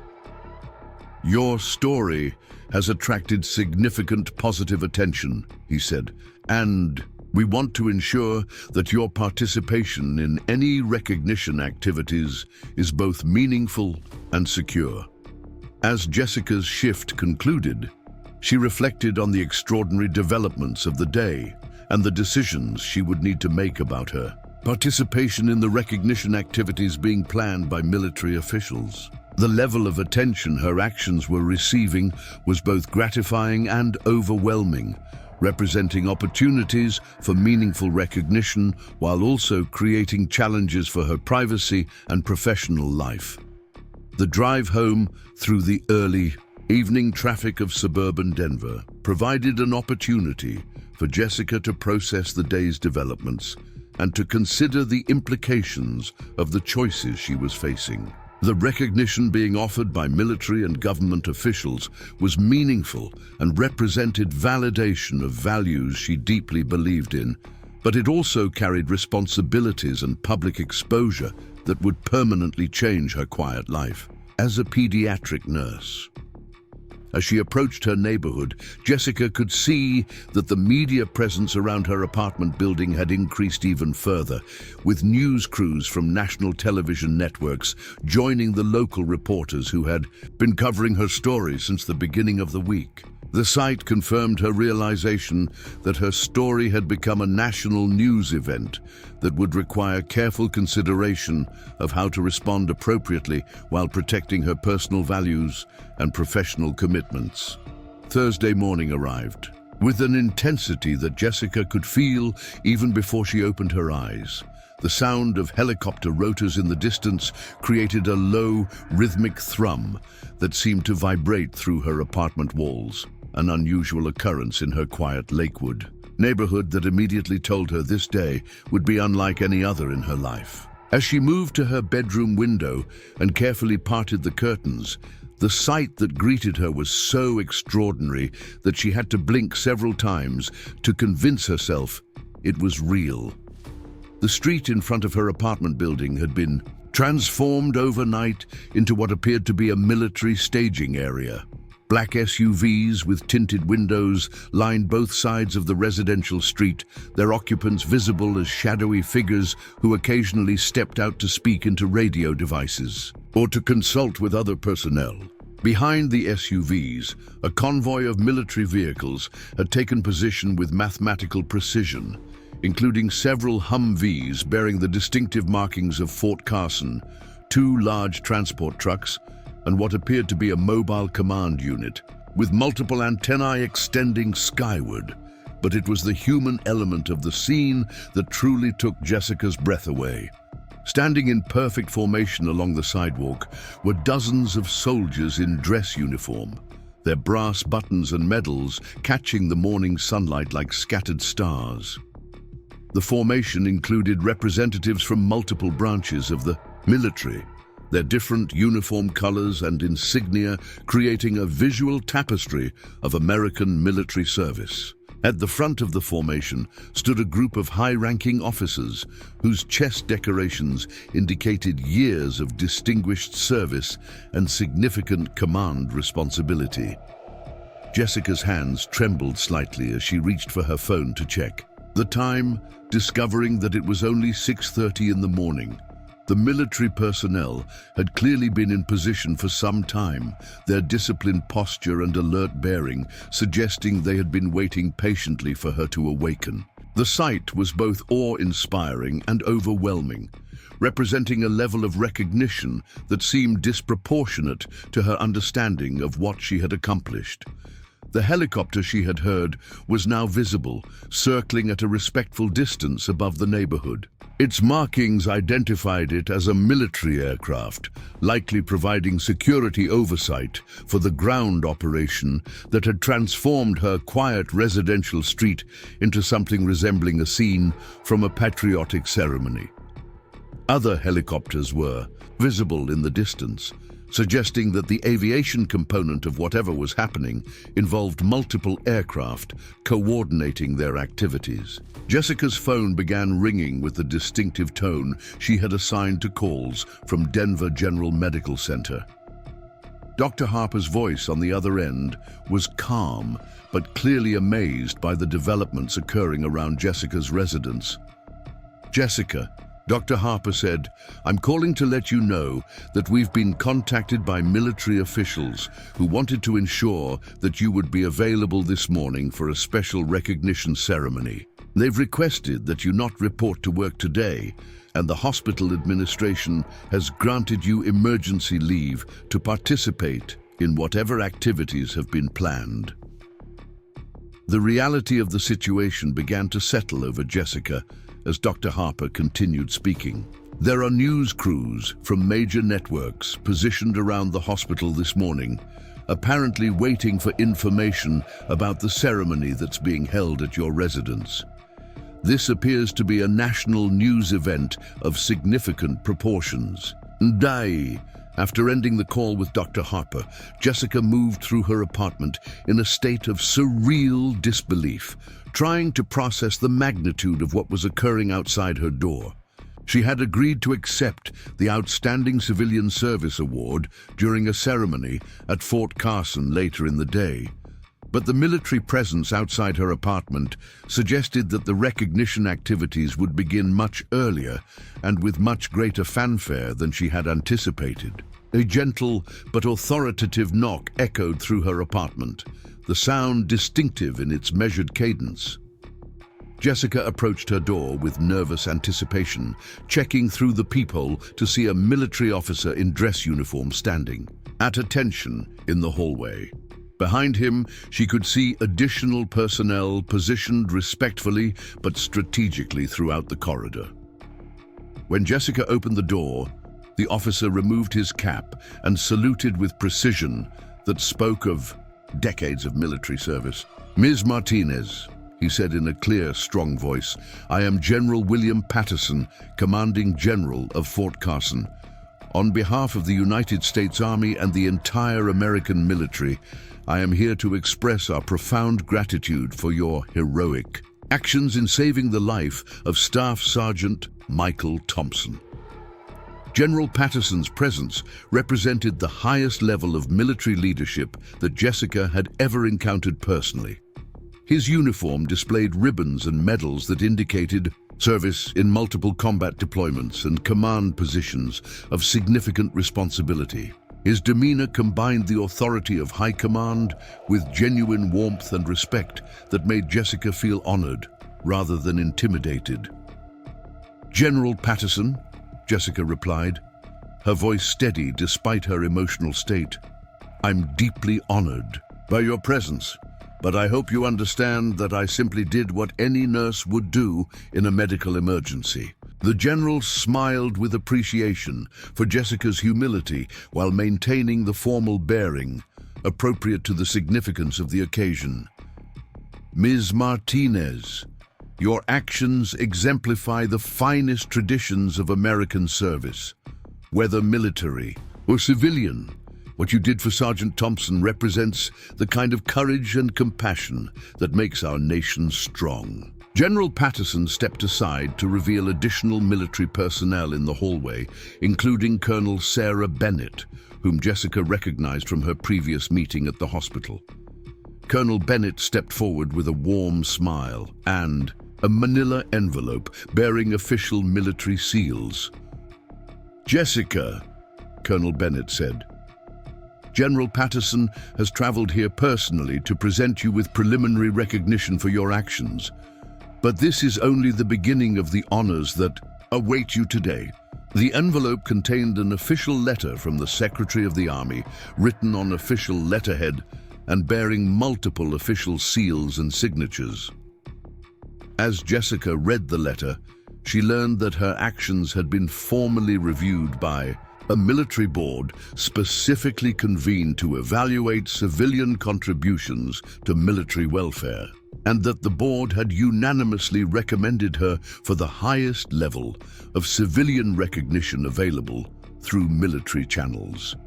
The letter also contained information that elevated Jessica's understanding of the day's events to an entirely new level. The ceremony at Fort Carson would include not only military leadership from across the region, but also representatives from the White House, including senior advisors who would be participating on behalf of the president. Additionally, the ceremony would be attended by family members of soldiers whose lives had been saved by civilian intervention in various emergency situations, creating a broader celebration of civilian-military cooperation and mutual support. General Patterson provided additional context about the scope of the day's activities. "Your story has resonated throughout the military community and beyond," he explained. "The President specifically requested that your recognition be conducted with full military honors, and that the ceremony serve as an example of the partnership between civilian and military communities that makes America strong." As Jessica processed this information, she became aware of activity outside her apartment that suggested the military presence was expanding rather than preparing to depart.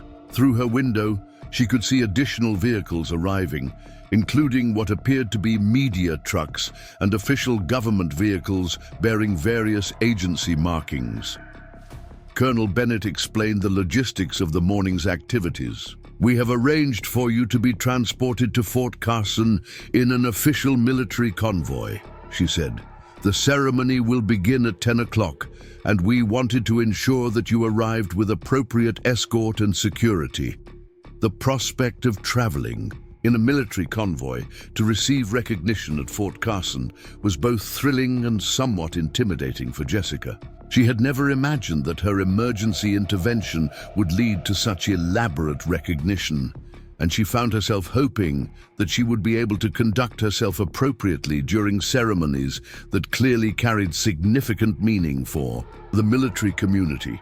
General Patterson addressed Jessica's obvious nervousness with the understanding of someone who had helped many people navigate unfamiliar but important situations. "Ms. Martinez," he said, "you have already demonstrated the qualities that we honor today. Your actions during Sergeant Thompson's emergency showed courage, competence, and commitment to helping others. Those same qualities will serve you well during today's ceremonies." As Jessica prepared to leave her apartment for the most significant day of her life, she found herself thinking about her father and how proud he would have been to see his daughter receiving recognition from the highest levels of military leadership. His own military service had taught her about the values of duty, service, and sacrifice that had motivated her actions during Michael's medical emergency. The military escort that accompanied Jessica from her apartment to the waiting convoy was conducted with a level of ceremony that reinforced the significance of the day's events. As she walked between formations of soldiers standing at attention, Jessica felt the weight of representing not only herself, but all civilians who had chosen to help military personnel in their time of need. The convoy that transported Jessica to Fort Carson included multiple vehicles with communications equipment, security personnel, and military officials who would be participating in the ceremony. During the drive through Colorado's beautiful landscape, General Patterson and Colonel Bennett briefed Jessica on the ceremony's agenda and the various dignitaries who would be participating in the recognition activities. The information Jessica received during the convoy ride revealed the extraordinary scope of attention her story had attracted.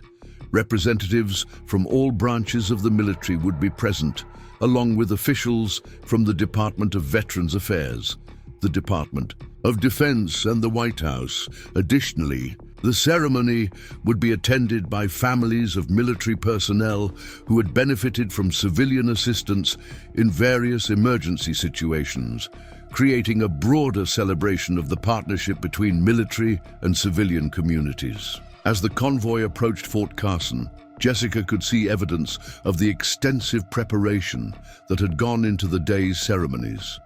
The base displayed flags from all military branches, and personnel in dress uniform were positioned throughout the areas where the convoy would travel. The sight reinforced Jessica's understanding that her recognition was being conducted with the full resources and attention of the United States military. The ceremonies at Fort Carson exceeded Jessica's highest expectations for military pageantry and recognition. The main ceremony was held on the base's parade ground, with seating for over 1,000 attendees, including military personnel, veteran families, and civilian dignitaries. The ceremony began with the presentation of colors and the national anthem, performed by the Fort Carson Military Band with precision and emotion that brought tears to Jessica's eyes.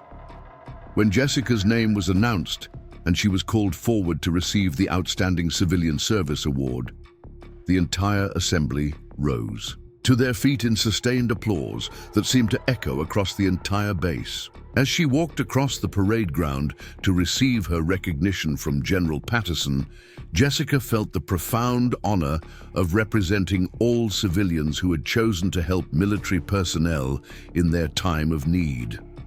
The medal itself was beautiful and meaningful, a silver star surrounded by a laurel wreath and suspended from a ribbon bearing the colors of the American flag. But more meaningful than the physical award was the ceremony's recognition of the values that had motivated Jessica's actions: courage, compassion, and commitment to helping others regardless of personal cost or inconvenience. The ceremony also included the presentation of Michael Thompson's Medal of Honor, creating a powerful connection between Jessica's civilian service and Michael's military heroism. When Michael approached Jessica after receiving his medal, their embrace was witnessed by over 1,000 people and broadcast live on national television, creating an image that would become symbolic of civilian-military cooperation and mutual respect.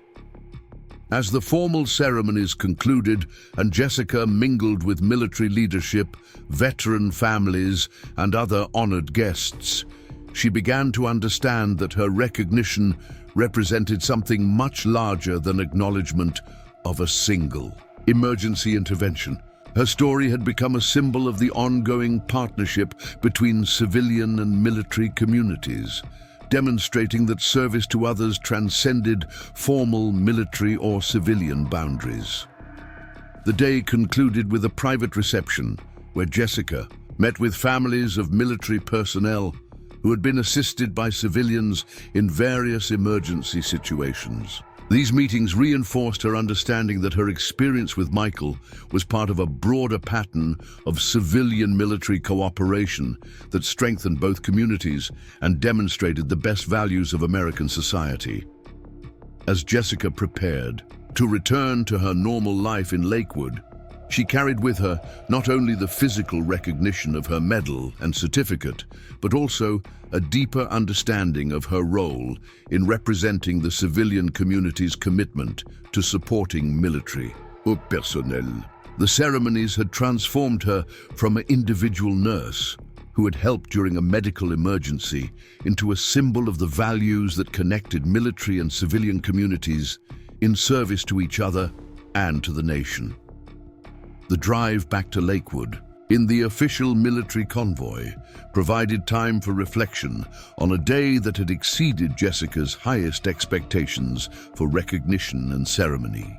The landscape of Colorado looked somehow different now, imbued with additional meaning as the home of military installations and civilian communities that supported each other through challenges and celebrated each other's contributions to the common good. When the convoy arrived at Jessica's apartment building, the military personnel who had created such an impressive display that morning were still present, though now arranged in formation for a final ceremony that would conclude the day's recognition activities. As Jessica stepped from the official vehicle, the soldiers once again came to attention and saluted, creating a powerful final image of military respect for civilian service. General Patterson's final words to Jessica captured the significance of the day's events and their broader meaning for both military and civilian communities. "Ms. Martinez," he said, "today you have been honored not just for what you did, but for what you represent. Your actions remind all Americans that we are strongest when we support each other, regardless of whether we wear a uniform or serve in civilian roles." As the military convoy departed and Jessica entered her apartment building, she carried with her the recognition, respect, and gratitude of the entire American military community. The transformation of her quiet residential street back to its normal appearance symbolized her return to civilian life, though she knew that her perspective on service, duty, and community had been permanently altered by the day's extraordinary experiences. The evening news broadcasts that night would feature extensive coverage of Jessica's recognition ceremony, sharing her story with millions of Americans and inspiring countless individuals to consider their own capacity for helping others in need. Her example would become part of the ongoing narrative of American service and sacrifice, demonstrating that heroism could emerge from unexpected places and that the most meaningful recognition often came to those who acted without thought of reward. As Jessica settled into her apartment that evening, surrounded by the flowers, letters, and gifts that had been delivered throughout the day from grateful military families and veteran organizations, she reflected on how a single moment of professional duty and human compassion had connected her to something much larger than herself. Her story had become part of the broader American story of service, sacrifice, and mutual support that strengthened communities and honored the best values of the nation. Up next, you've got two more standout stories right on your screen. If this one hit the mark, you won't want to pass these up. Just click and check them out.